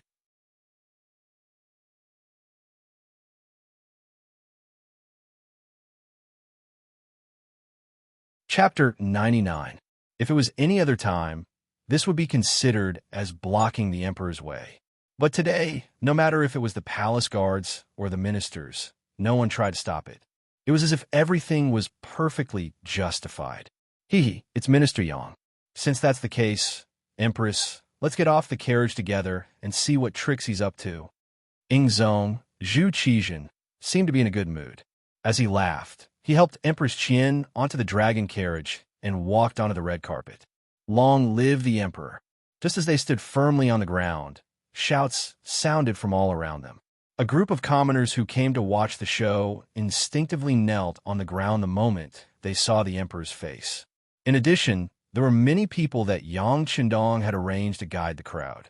Instantly, shouts of "Long live the emperor" rang out from all directions. The momentum was so great that it was much louder than the voices of the ministers in the imperial court. At first, Ingzong was shocked. He instinctively thought that there was some kind of danger and wanted to turn around and run. However, when he saw that it was the crowd cheering for him, he laughed and then raised his hand generously to the crowd. Everyone, please rise. Thank you for your majesty. The crowd of commoners who came to watch the show climbed up from the ground and looked at Zhu Qizhen excitedly. Their expressions were filled with admiration and admiration, but more than that, it was envy. Zhu Qizhen seemed to enjoy this kind of gaze. He did not move quickly. It felt as if he was taking care of Empress Qian, but in reality, he was enjoying this moment of being the center of attention. Yang Qindong acted as if he did not know about this. He led the way in front and looked left and right from time to time. He used his insight to see if there was any danger in the surroundings. Even though the area was already filled with spies from the Eastern Faction Guards and the Embroidered Uniform Guards, and the Security Bureau had also sent out quite a few people, it was better to be safe than sorry. If something really happened to Ingzong today, even if he didn't flee, he would still revolt. Fortunately, no accidents happened along the way. Even though the people were curious about what the emperor looked like, under the stern gazes of the Eastern Faction Guards, the Embroidered Uniform Guards, and the Warden's Office of the 5 cities, no one had the courage to break the order and cause trouble. Ingzong held Empress Qian's hand and walked forward step by step. Along the way, he frequently raised his hand to the people around him to show off his might as the Son of Heaven. Just like that, when they were halfway through the journey, shouts suddenly sounded from all directions, completely drowning out the noisy discussions around them. In our great Ming dynasty, The mountains are the lofty heads. In our great Ming dynasty, the rivers flow like hot blood. In our great Ming dynasty, the trees are rooted to the ground. In our great Ming dynasty, the clouds hold hands. The vast plains are wrapped with jade belts. The fields are woven with colored silk. The winds of the great Ming rise. The mighty winds of the great Ming shake the heavens and roar. As soon as the majestic voice rang out, everyone was startled at first. Then, General Fan Zhong rushed out from the side to protect the emperor. Even Empress Qian turned pale at this moment. On the other hand, Ying Zong, Zhu Qizhen, was surprised at first, but when he understood what everyone was singing, he suddenly burst into laughter. Good. What a mighty and majestic voice. What a good song. Beloved official Yang, is this the new song the people were talking about? Yang Qindong sighed in admiration. As expected of the emperor, his reactions were quick, and his composure was extraordinary. He strode over and said, Your Majesty, this is the new song this subject composed. It's called Our Great Ming Dynasty. Our Great Ming Dynasty is a good song. Good. You deserve a reward. When Zhu Qizhen heard the 50 male attendants of the immortal abode singing the song together with the crowd, he was extremely happy. He even shouted out a good twice. Thank you for your reward, Your Majesty. Yang Qindong was also overjoyed. He thanked the emperor on behalf of the 50 attendants. Haha, not bad. A song of praise made Zhu Qizhen very happy. His footsteps seemed to be much lighter as he continued walking. Our great Ming dynasty has many beautiful mountains and rivers. Our great Ming dynasty is rich in natural resources. Our great Ming dynasty's people are the most hardworking. Our great Ming dynasty is even more outstanding now. The 4 seas meet guests. The 5 continents make friends. The winds of the great Ming dynasty rise. The mighty winds of the great Ming dynasty shake the heavens. Along the way, Zhu Qizhen could hear the singing of our great Ming dynasty. He felt as if he was floating in the air. It wasn't just the emperor who felt this way. Even the officials following behind him felt their spirits lifted when they heard this majestic song. Some of the officials who were originally disdainful of the so-called new song began to pay attention to it at this moment. Only now did they realize that if a song was well composed, it might really be able to stir the hearts of people. Our great Ming dynasty was sung over and over again. By the 3rd time it was sung, Ying Zong and Empress Qian had already arrived in front of the immortal abode's gates. The entire area was covered in red silk, making it look like a sea of red. Your Majesty, this subject will be so bold as to invite the 2 of you to cut the ribbon. In addition, I would like to invite Lord Hu Mang to come forward as well. Yang Qindong knelt on the ground again and begged loudly. Cut the ribbon? What's the meaning behind that? Ying Zong asked curiously. Your Majesty, cutting the ribbon means cutting the ribbon. It's an auspicious omen for the opening of a new store. Yang Qindong replied with a smile. Interesting. Beloved official Yang, please make the arrangements. Ying Zong also wanted to see what cutting the ribbon was, so he immediately agreed. Since the emperor had already agreed, the empress naturally nodded with a smile as well. Empress Qian was also a beauty of her generation, and she was also of noble character. Since the 2 of them had agreed, the Minister of Rites, Hu Mang, naturally couldn't refuse either. Dressed in the robes of a standard 2nd-rank official, he strode over to the ribbon-cutting stage in front of the immortal abode. In front of a window on the 2nd floor of the immortal abode, a young girl saw Hu Mang walk onto the stage. She immediately shouted excitedly, Young miss, look, Lord Hu Mang is also on stage. He's standing right next to His Majesty. That's enough, I saw it. Also, little Qing, can you not be so excited here? If someone hears you, they'll say that the women of the Hu clan have no manners.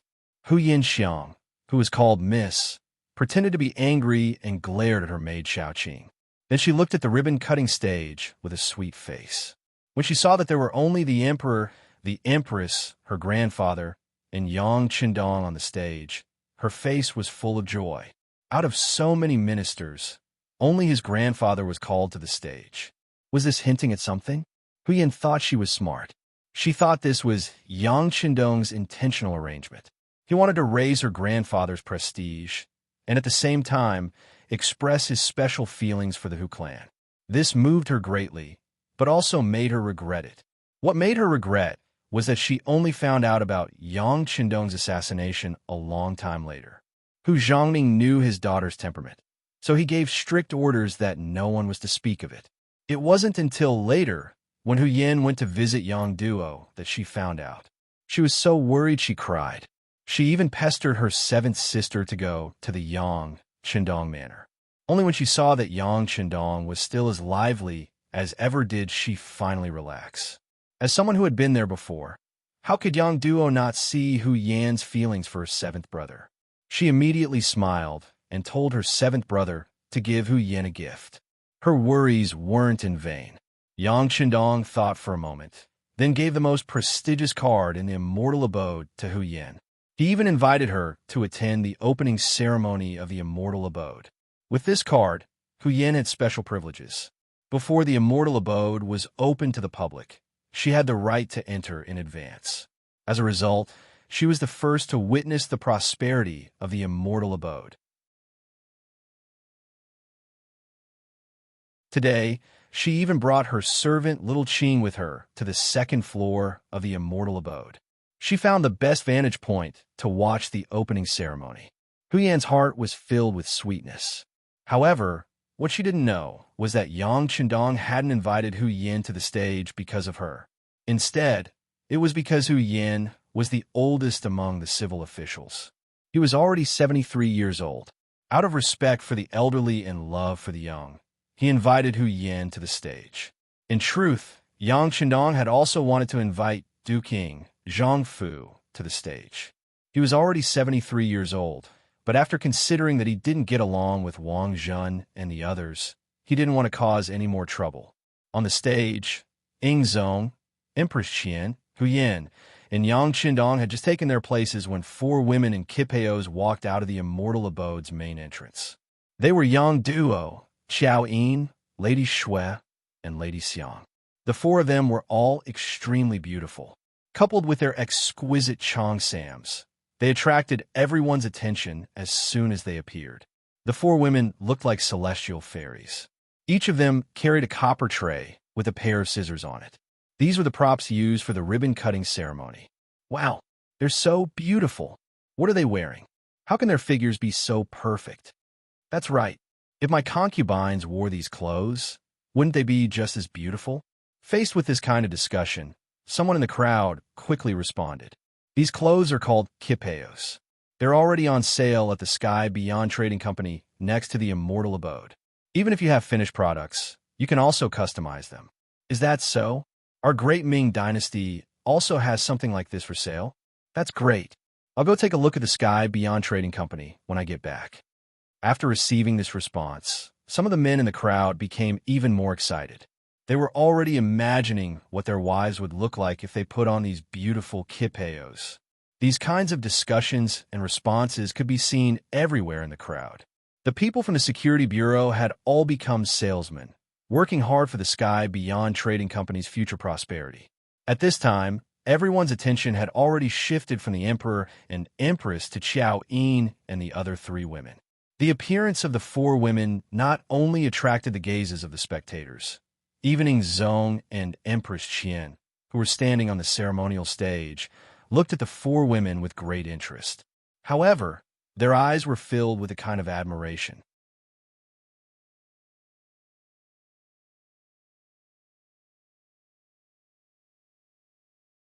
Chapter 100. Cough, we can begin now. He didn't want to draw too much attention to the four women. Three of them were his women, and one of them was his older sister. He didn't like being watched and taken advantage of like this, so he urged them to begin. On the second floor of the immortal abode, Little Qing was chattering away. Young miss, their clothes are so beautiful. They're just as beautiful as the one you brought back. Hu Yin replied absent-mindedly. However, she was thinking that if she was already Yang Qindong's woman, she would definitely have a seat on the ceremonial stage right now. Under Yang Qindong's urging, the ribbon cutting began. Ingzong and the other three each held a pair of scissors and cut the red silk in their hands. The immortal abode's workers, who had been arranged beforehand, removed the red silk covering the three words immortal abode. Not only that, but the originally red immortal abode suddenly changed. The red disappeared without a trace and was replaced by a bright, transparent, and sturdy-looking glass. It turned out that the red silk wasn't covering the outside of the immortal abode, but rather the inside. When the red curtains were pulled open from the inside, what was revealed was the clear, transparent glass. The current Great Ming Empire only produced colored glass, and the quality wasn't all that great either. The sudden appearance of so many pieces of glass, and so many of them at that, actually covered the entire immortal abode. It was easy to imagine just how shocking this was. Beloved official Yang, what is this? Ingzong pointed at the clear glass with an expression of shock. Replying, Your Majesty, this item is called glass, and it came from overseas. It is transparent and can be seen from the inside and can also be seen from the outside. It also has the ability to block wind and rain. When used in a room, it can allow light from the outside to enter the room, making it much brighter. In winter, it can even allow sunlight to enter the room, making it much warmer. Yang Chendong had long since expected this question, so he gave a simple answer. Good stuff. Ingzong couldn't help but sigh after hearing this. It's a good thing, but it's a bit too expensive. Just the glass used to decorate the immortal abode alone cost over 100,000 taels of silver. If the scale of the project is even larger, I'm afraid the cost will only increase. Yang Chendong was afraid that Ingzong would ask for an exorbitant price and wanted to use glass to decorate the palace. Therefore, he immediately asked the question. Sure enough, after hearing how expensive this thing was, just the immortal abode alone cost over 100,000 taels of silver. If it were to be installed in the entire imperial palace, even tens of millions of taels wouldn't be enough. He couldn't help but suck in a breath of cold air. Then, he turned to Hu Ming and said, Minister Hu, go back and supervise the Ministry of Works. See if they can produce such transparent glass. Yes, Your Majesty. Even though he wasn't the Minister of Works, Hu Shao still felt that the possibility of him creating one was too low. But since the Emperor had spoken, he naturally had to agree first. All right, Your Majesty. Now, please enter the main hall of the immortal abode. There is still a program waiting for Your Majesty's personal evaluation. Yang Chendong didn't want to waste too much time on the matter of glass. He immediately invited the Emperor and Empress inside. Understood. As soon as he heard that there was still a program, Ingzong immediately ignored the matter at hand. With a smile, he walked with the Empress into the immortal abode. While the officials were still curious about the effects of the glass and how it was produced, they saw the Emperor enter the immortal abode. One by one, they followed him in. As soon as they entered the main hall, they were greeted by the sight of a glass tower that made them gasp in surprise. Calling it a glass tower wasn't correct. It was more like a champagne tower. There were 5 floors in total, divided into a triangular shape. There were 35 transparent champagne glasses arranged on each floor. At the very top, there was only one glass. The further down one went, the more glasses there were. Beloved Minister Yang, what is this? Ingzong pointed at the transparent and exquisite glass tower with a curious expression. He'd originally thought that as the Emperor, he was already used to seeing all sorts of strange things in the world. However, after coming to the immortal abode today, he finally realized that there was no limit in the universe. Your Majesty, this is called a champagne tower. There are 5 floors in total, and the meaning behind it is that Your Majesty is the supreme ruler of the world. At that time, when the champagne is poured from the top, the drink will flow down from the first cup at the top until all the cups are filled with champagne. Yang Chendong explained in detail, causing Ingzong's eyes to brighten up. His curiosity was also piqued. Beloved Minister Yang, is there any explanation for pouring the champagne you speak of? Is it possible for us to do what we wish to do? Ingzong asked playfully. Naturally, Your Majesty is the supreme ruler of the world, so this matter should naturally be left to you. Servants, bring out the champagne.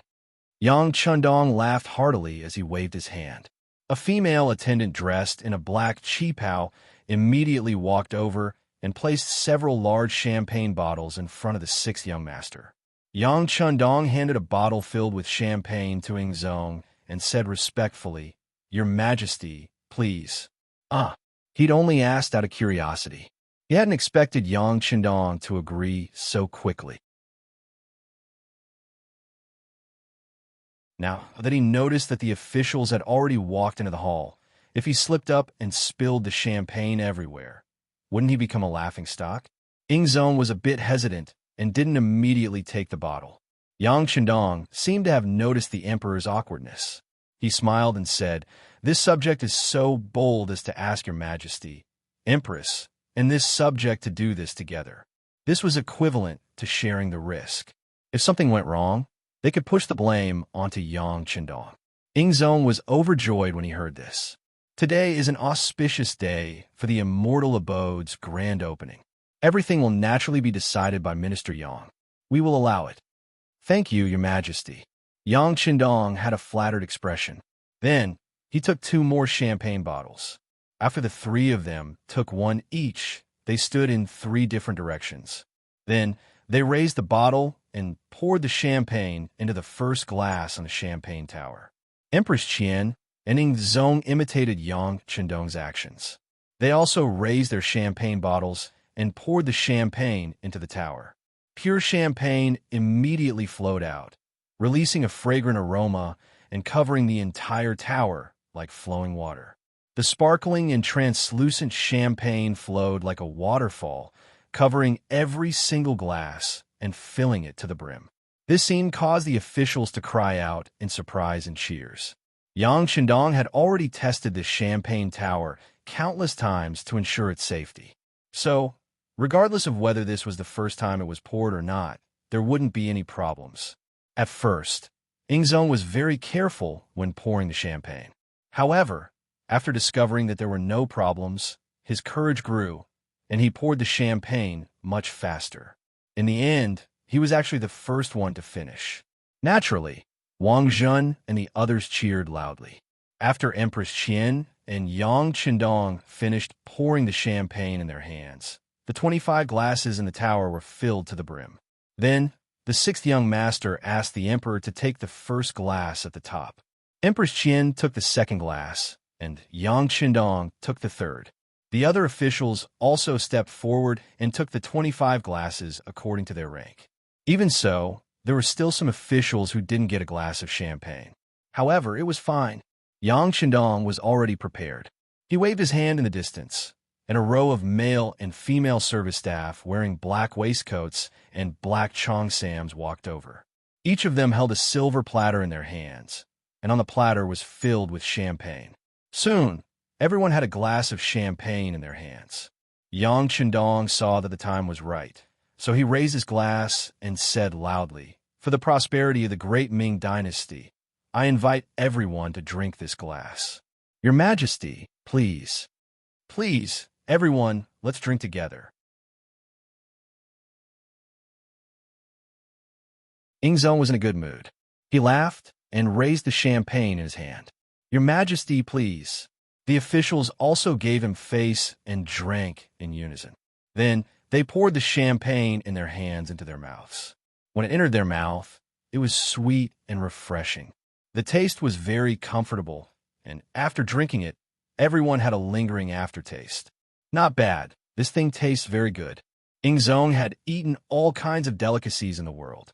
It was already not easy for him to give such an evaluation after drinking the champagne. Of course, with Ingzong's evaluation, it would be difficult to sell champagne in the future. After the champagne celebration, Yang Chundong personally led the emperor and empress to the 2nd floor of the Immortal Abode. The other officials of the 3rd rank and above were led there by the service staff. Those of the 3rd rank and below could only stay on the 1st floor. Fortunately, they weren't receiving outsiders today, so the place was quite spacious. The private rooms could be filled as many people as they wanted. On the 2nd floor, Yang Chundong led Ingzong to a private room with the best view on the left. The room was about 70 to 80 square meters in size, and it even had a private washroom. There was a soft sofa, a wine cabinet, a table, and chairs, as well as a bell tied to a string. Ingzone pointed at the bell and asked curiously, "What's this used for?" Replying to your majesty, "This is a bell. If there is any need, as long as you pull it gently, there will soon be service personnel outside." Yang Qindong reached out with a smile and pulled it casually. Immediately, a crisp bell sounded. Not long after, a voluptuous female attendant dressed in a black qipao walked in. "How may I help you, esteemed guest?" "Tell Madame Shui to prepare a song and a performance," Yang Qindong said with a smile as he watched the female attendant walk in. "Yes." After answering, the female attendant left, swaying her hips. Ingzone, who was watching from the side, nodded repeatedly. "Not bad, not bad. This is a good idea. Sir, we can also put something like this in our study. It'll be much more convenient if we need someone to wait on us."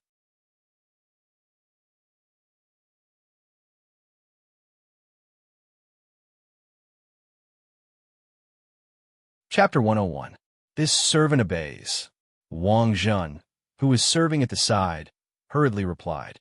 On the other side, in the best private room on the right side of the second floor, Yang Qindong's eldest sister, Yang Fei, was accompanying Emperor Qian on the soft sofa and chatting.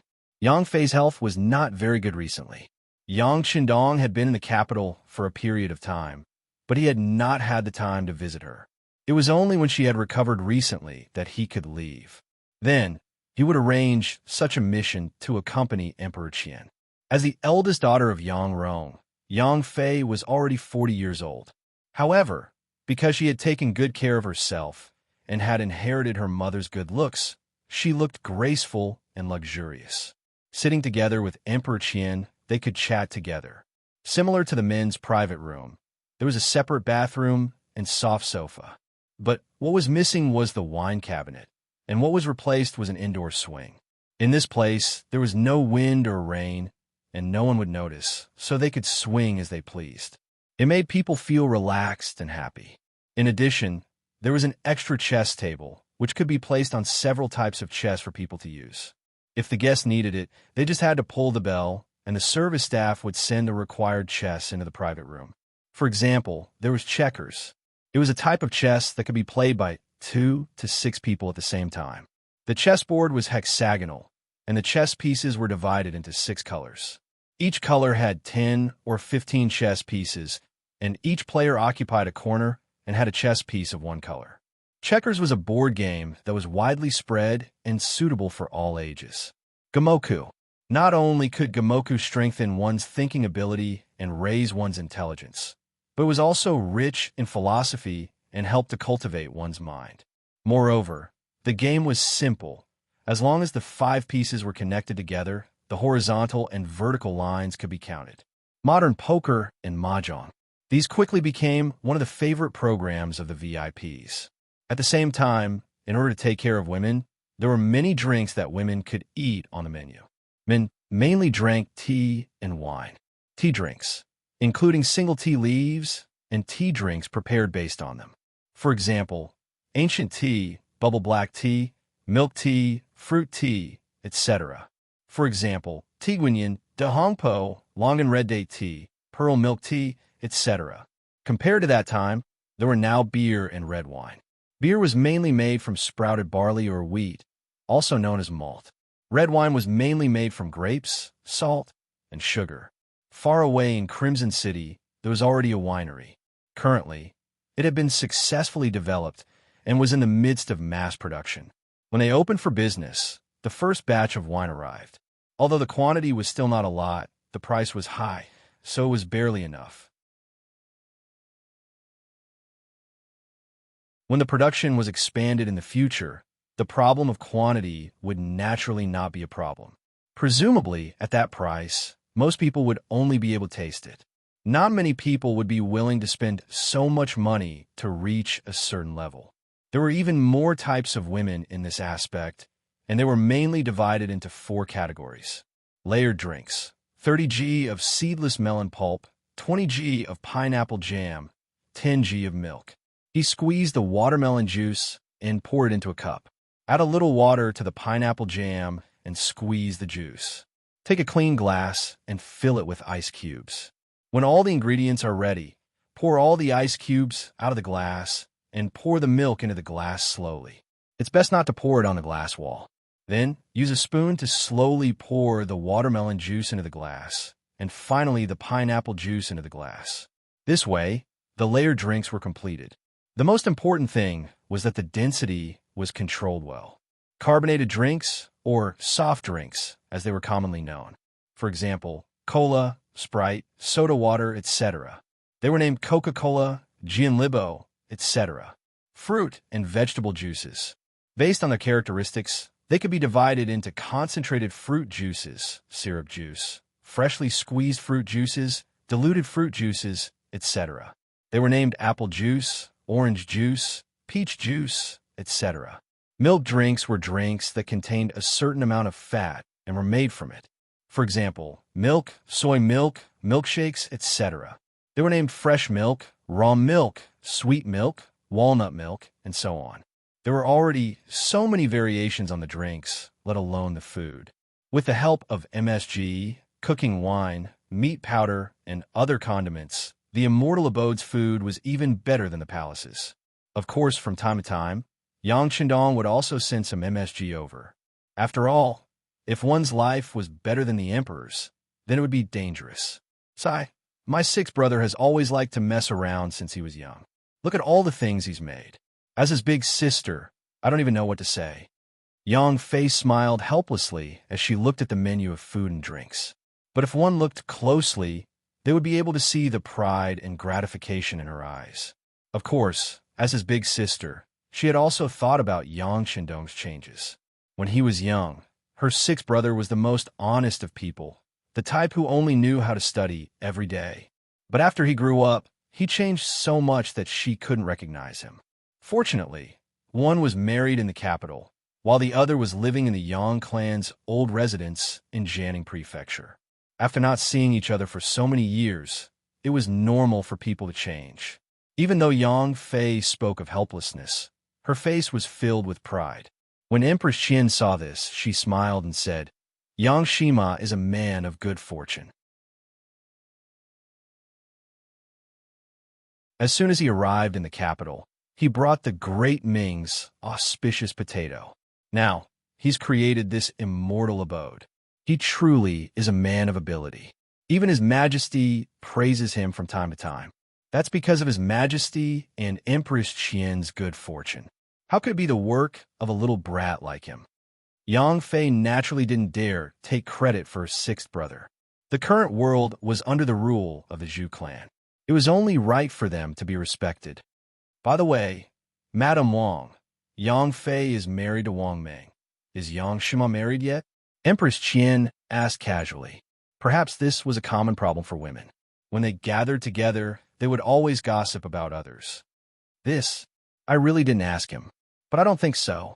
Otherwise, he wouldn't have kept such an important matter from me, his big sister, Yang Fei said with a smile.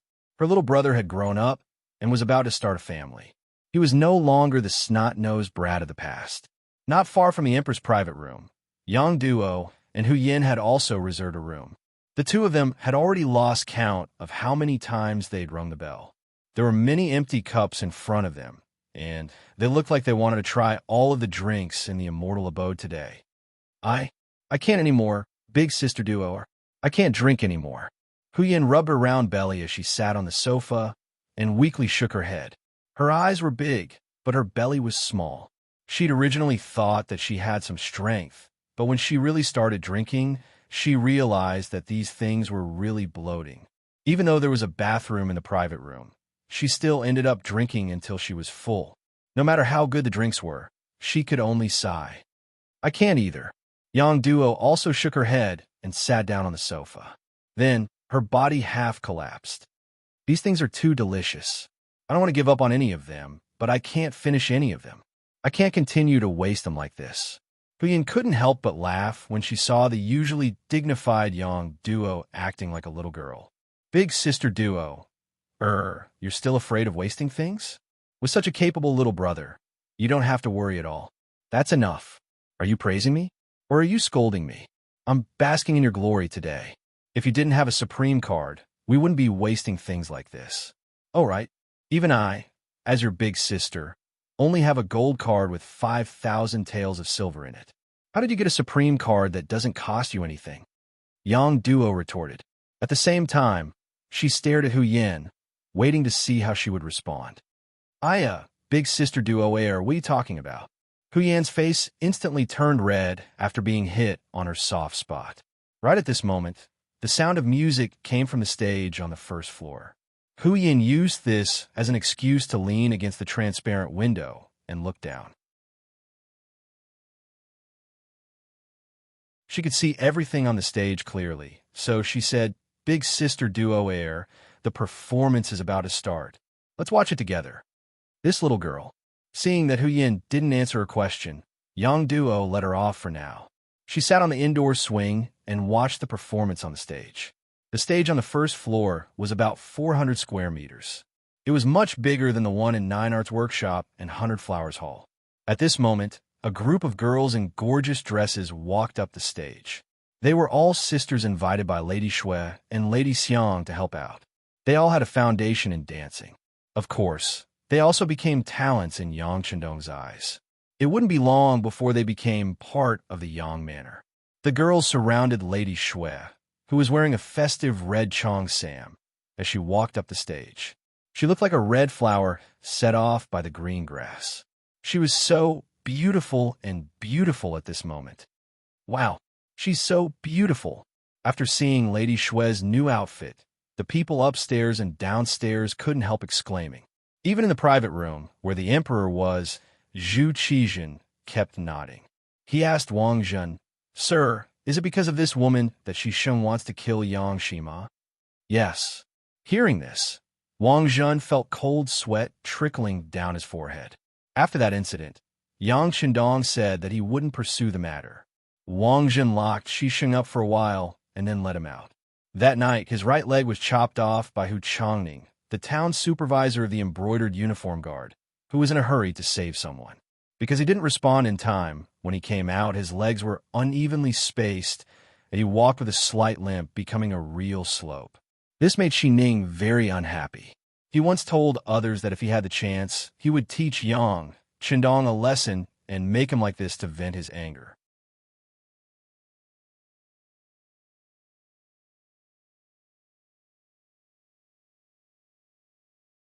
Chapter 102. Now that His Majesty suddenly asked about this matter, Wang Zhen's heart was startled. Ingzong hadn't asked about this matter since he'd handed it over to him. But who knew if the emperor was paying attention? Even an idiot could tell that the immortal abode was going to be a place of great wealth in the future. As a collaborator, he was sure to earn quite a bit. Even if it was for his own sake, he had to ensure Yang Chendong's safety. From the looks of it, he needed to remind Xi Ning not to go overboard. Otherwise, it wouldn't look good on everyone. When Ingzong heard Wang Zhen's ambiguous answer, he smiled and said, This girl is so beautiful. It must be said that this Yang Shima has profited from a disaster. It's not wrong for him to suffer a blade for this matter. Yes, your Majesty is right. One who survives a great disaster is bound to have good fortune in the future. Wang Zhen nodded and bowed in agreement. On the stage below, the dancers took their positions and made their preparations. All sorts of joyous music rang out. After a joyous prelude that no one had ever heard before, Madame Shui finally opened her mouth and sang loudly. Hey, happy gongs and drums bring out the annual festivities. Beautiful dances bring out the jubilation of the solitary sky plains. The sun paints today red, and the flowers of life are our smiles. AI, today is a good day. Anything you wish for can come true. Tomorrow is a good day. When we open our doors, we welcome the spring breeze. The song was cheerful and bright. The theme was clear, and the meaning was clear. As soon as the song was played, everyone who heard it couldn't help but nod their heads. Choosing such a new song as the opening dance was just perfect. Coupled with the dance of those dancers, it gave people a visual impact and enjoyment. It was indeed the most appropriate scene. Madame Shui was also extremely excited. Wasn't this a performance for the emperor and all the other officials? Back when she was in Hundred Flowers Hall, these people couldn't come because of their status. Even the fragrance of wine was afraid of the depth of the alley. But now, with the immortal abode as a platform, not only did they not feel the slightest bit embarrassed, they even felt honored. Things were just that miraculous. After the sixth young master took care of it, it was still the same thing, but it had a different ending and influence. Madame Shui was so excited that she tried her best to sing the song. She made the song sound festive, which attracted the applause of the people upstairs and downstairs. Some of the young officials were so happy that they even forgot that the emperor was not far away. They kept shouting that they wanted to reward them.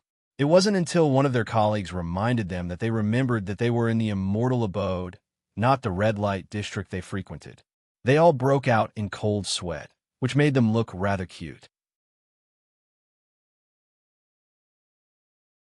In less than a cup of tea's time, the song ended. Madame Shui bowed to the audience upstairs and downstairs to express her gratitude, and then left the stage. Soon, two waiters in black jackets placed a small square table on the grandstand. There was a fan on the table, which was very eye-catching. It was time to prepare for the storytelling.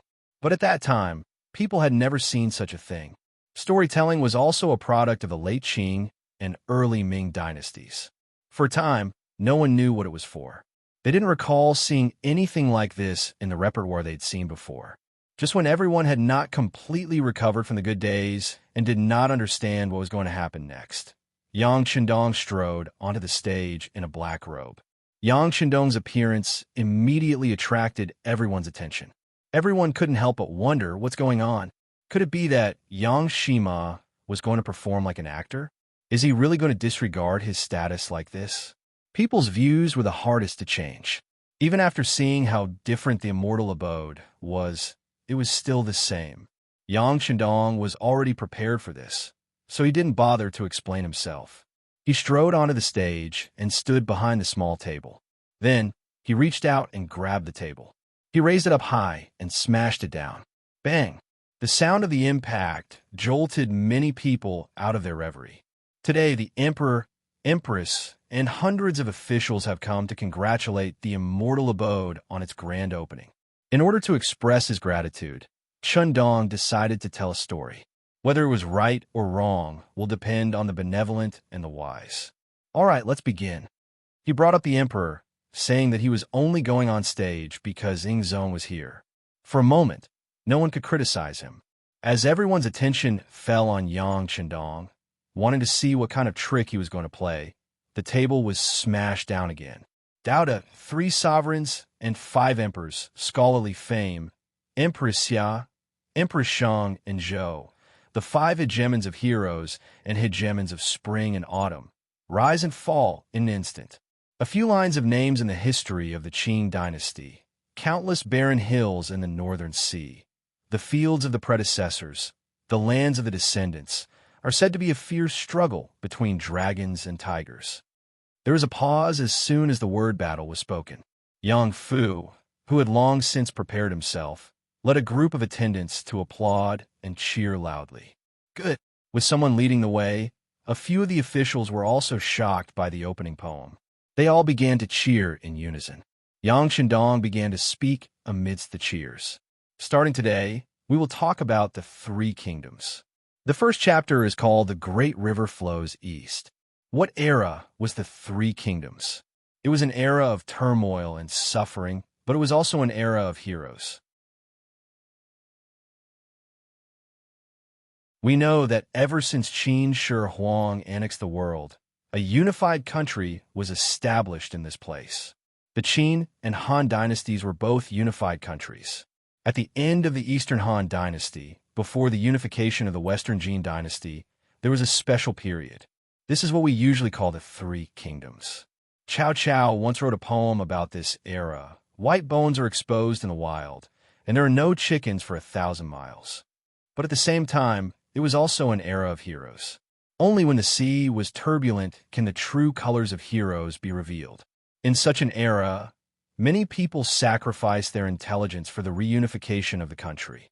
For example, the ambitious and bold Chao Chao, the dedicated Zhuge Liang, the elegant and carefree Zhou Yu, the tenacious Liu Bei. As soon as Yang Chendong spoke, the people who did not understand what he was going to do immediately quieted down. They could tell that this was the story that the sixth young master was going to tell. Moreover, he was going to tell it in a way that they had never seen before. But it had to be said that this kind of format was very attractive. In less than a quarter of an hour, Yang Chendong began to immerse himself in the history of the three kingdoms. The entire immortal abode quieted down. Everyone's thoughts seemed to be driven by his mouth. Even some of the women who did not like history listened attentively. On the second floor, in the private room where Hu Yin was, the maid Xiaoqing could not help saying as she looked at the young lady who was staring at Yang Chendong through the glass. Dong Shuai is so impressive. He speaks so well. Even I can understand a lot of things. Don't say anything. Hu Yin suddenly turned around and gestured for Xiaoqing to keep quiet, giving her a fright. After turning around, Hu Yin turned around and stared out the glass again. Her face was filled with admiration, longing, and even pride. This was the man she liked. He would always be the best and most outstanding. In the immortal abode, Hu Yin wasn't the only one. There were also a few of the family members of the officials who had been invited, especially the unmarried girls. They were all staring at Yang Chendong with wide eyes. It had to be said that having a private room in glass was a good thing. They didn't have to worry about others seeing them. Their gazes could become unbridled. To hell with the gentlemanly behavior of a gentleman. Of the many girls present, it was inevitable that some of them would fall in love. Some of them had already decided that when they returned, they would beg their parents to send someone to the Yang clan to propose marriage. There were many times when women were just like men. When they took the initiative, it was quite frightening. Following Yang Chendong's analysis of the history and characters of the three kingdoms from shallow to deep, everyone watched with relish. Even Zhu Qizhen of the Ying sect was completely captivated.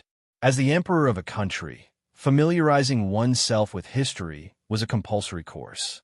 The ancestors had long ago passed down a message that history could be used as a mirror to determine the rise and fall of a country. However, what he had learned was the rigid teachings of those teachers. What he had learned was dry and dull. How could he possibly compare to Yang Chendong's? His explanations were so interesting and easy to understand. Sigh, if I had such a teacher back then, I don't think my studies would be so boring. Ing Zong sighed, as if he was speaking from the bottom of his heart. Your Majesty, why don't we have Yang Shima speak to you alone in the palace? Wang Zhen felt that this was an opportunity to curry favor.